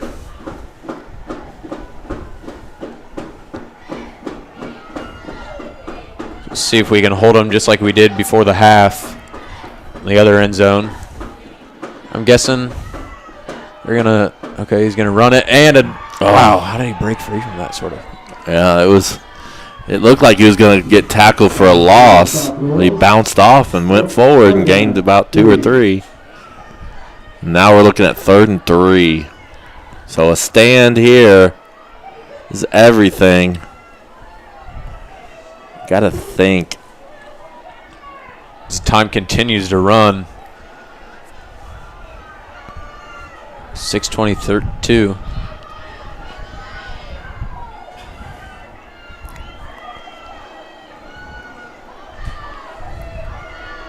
Royals fans are on their feet, and it looks like they're going to stop him there. It's going to bring up 4th down. Yeah, he lost a yard, I think.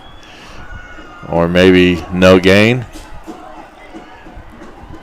So it looks like Goff is running over to the coach, asking him the game plan, what they're going to do. I can't imagine them. No, I feel like that's just kicking a field goal itself is risky. Yeah. It's just tough. And it's... So this is huge. Yeah. One of the big plays of the game right here. It's touchdown or a turnover on downs. Yep, this is what we've trained for all season. Can we get a stop? Yes or no? Quarterback looks to run it, and they're signaling touchdown. Touchdown, Raiders. So 7-12.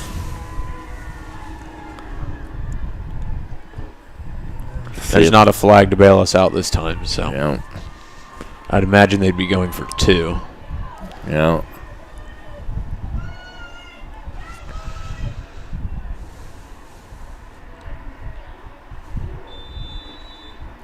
It's going to come down to the Royals' offense. Can they put together something here? Now, in high school, you said if we were to get an interception on a 2-point conversion, we can't run it back for 2 points. Right. I believe. Okay. Right, it's just dead. Yep. I feel like that rule should be changed. Oh, he bobbles the ball, and he still runs good. Oh, they're going to say he was down. So he bobbled the football. That's a very big play there. Kind of delayed his progress, and he's going to be short.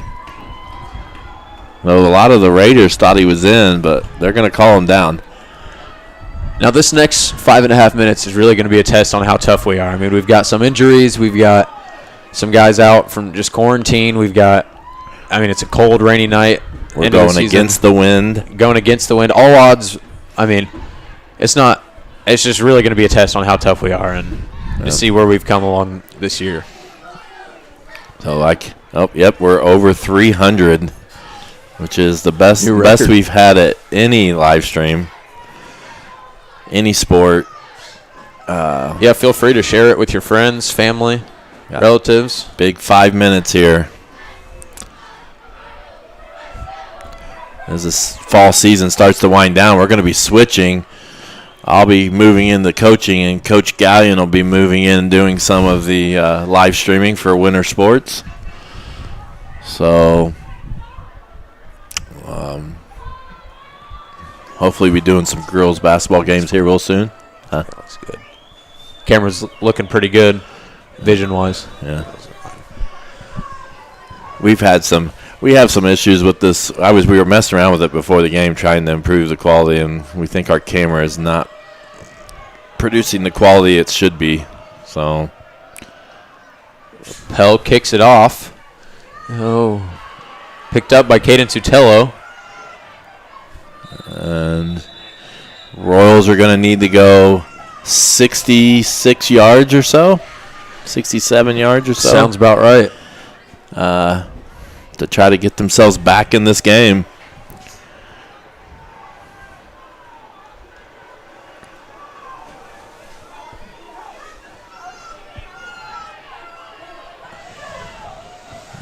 Royal fans are on their feet.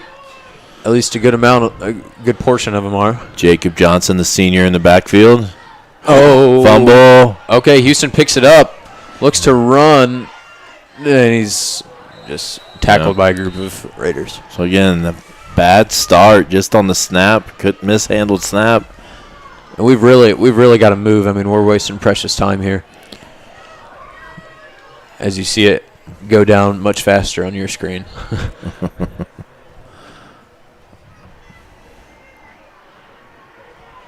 So that's the right time, 4:54. Oh, yeah. And again, Swan with Johnson in the backfield.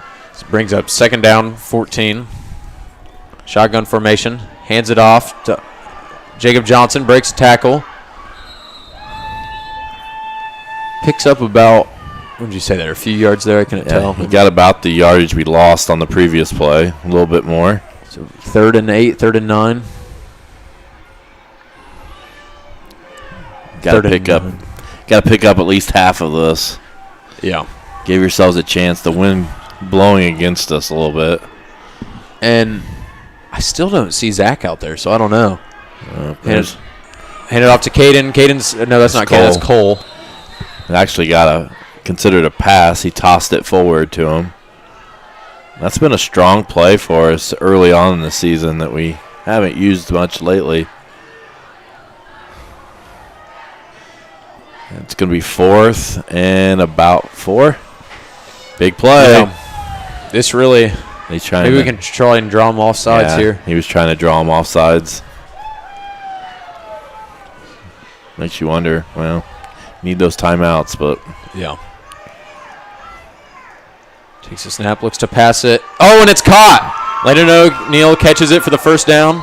So we needed it. We needed a big play. We go Swan to O'Neal, and O'Neal picks up a 1st down. We're now across the 50. And it's really it took us about 2.5, 3 minutes just to go that 20 yards. So we really got to pick up the pace. I mean, 3 minutes sounds like a long time, but in this game, time seems to be moving faster than what it should be. We do have our timeouts.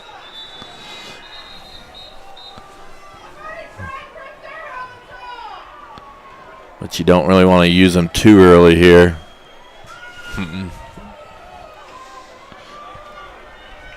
But I do think we maybe ought to move just a little bit more of a sense of urgency. Yeah.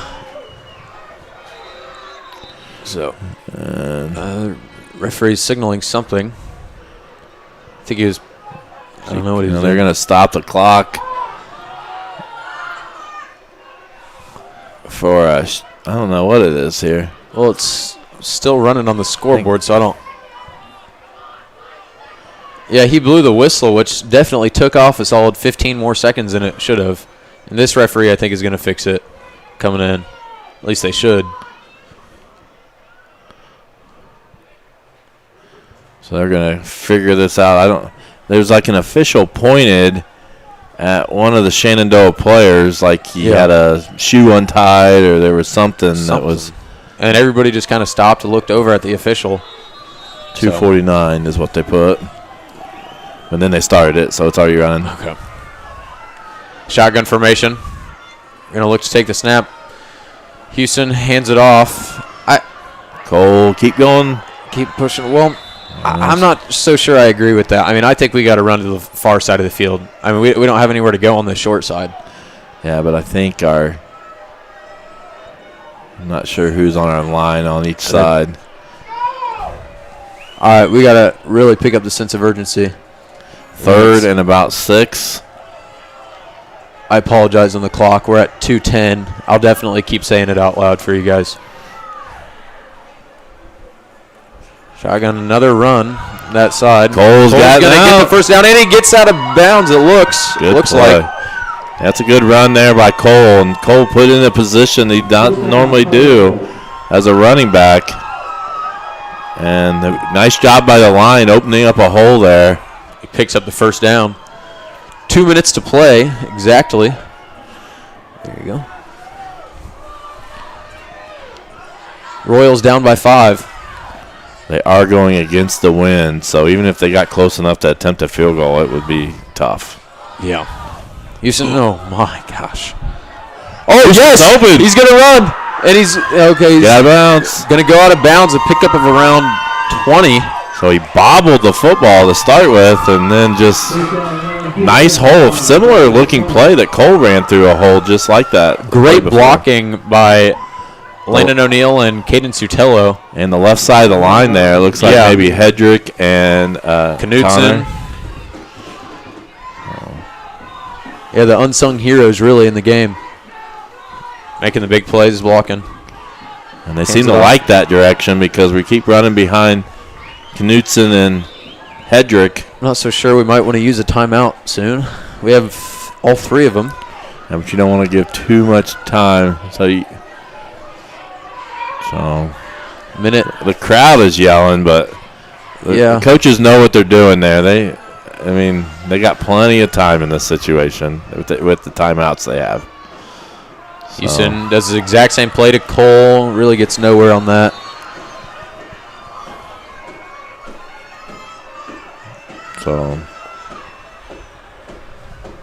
So, minute 9 left.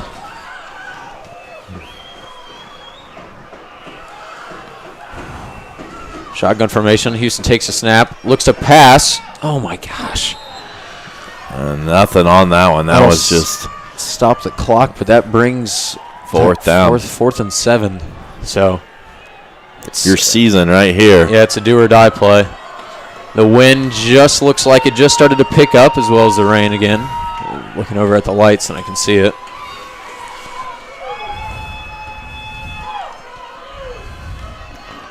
Season on the line. Mr. Gallion signaling something to Houston.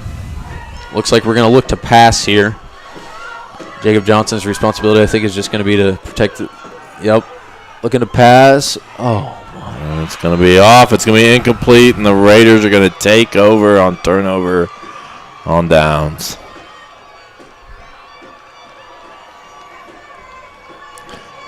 The Royals do have timeouts, so they'll be able to stop it.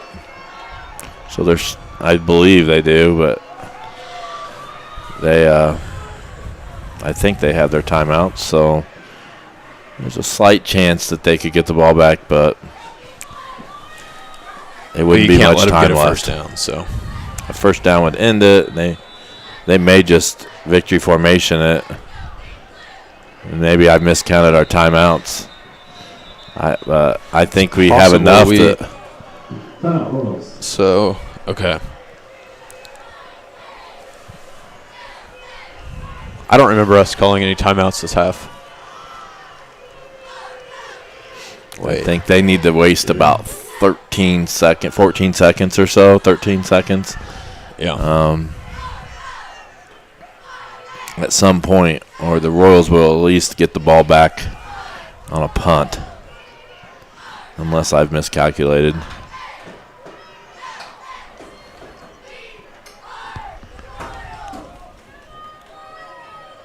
We've had a tough second half of the season with games just kind of slipping from us. We've had the lead multiple times and scored first in multiple games, but just couldn't hold on to it.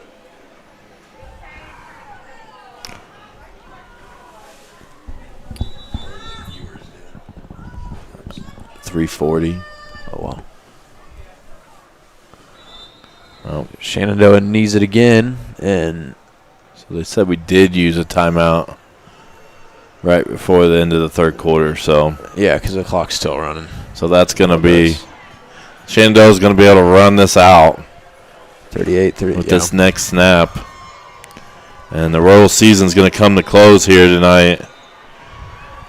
And the Raiders are going to advance to play the winner of Cecina and Centerville, which we believe was Cecina. Is Cecina. That's going to run the clock out, and the Royals have a tough end of the season these last few weeks. A lot of battling injuries and situations, and just unfortunately wasn't able to get it done tonight. I think we will have to go with our Paxton Farm Sweet Corn player of the game is Zach Arnold. Yeah, and him going out of the game there, I haven't seen him, so maybe he was. That was an impact I mean, that was a impact situation there because he was a lot of our offense here this evening, and then when we lost him, we weren't able to have anybody to kind of make up for that lost yardage that he was providing. So we do want to thank everybody. I am sorry I didn't play this one time, but I do want to thank all the family sponsors we've had this football season, this fall sports season. This is going to be our last fall sports broadcast. So as winter sports starts up, I'm going to be heading into coaching basketball. We're going to be starting up here in a couple weeks. I know Coach Dowd's already started with the girls, and at some point here, Coach Gallion's going to be doing more of this. And do want to thank Barn Talk Livestock for sponsoring tonight's broadcast. And thank everybody that watched. Like I said, I think we set a record as far as viewers. And we will be looking our eyes toward the winter. So winter sports, and girls basketball starts off here soon. We're hoping to do girls basketball and boys basketball broadcasts some this winter. Yeah, hoping they'll allow fans. I mean, I know they're allowing. I think it's like only 300 and something.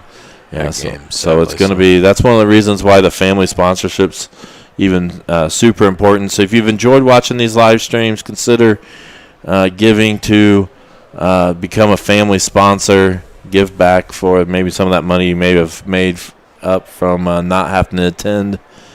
And like I said, winter's going to be potentially more restrictive with us being in the gyms. And you never know with the situation. They might go to no fans like some schools did tonight with football. So really? Yeah, I did not hear that. Knightstown didn't have any fans at their sectional game. So are you serious? So so we appreciate anybody that can give, and we'll try our best to do as many live streams as we're able to. So thank you for joining us this whole season. Thank you, Cameron, for stepping in the last couple weeks. Fun. And we really appreciate what everybody has done in the Royals community to support us and to support athletics. So we will sign off, and we will see you hopefully with a Lady Royals basketball game very soon.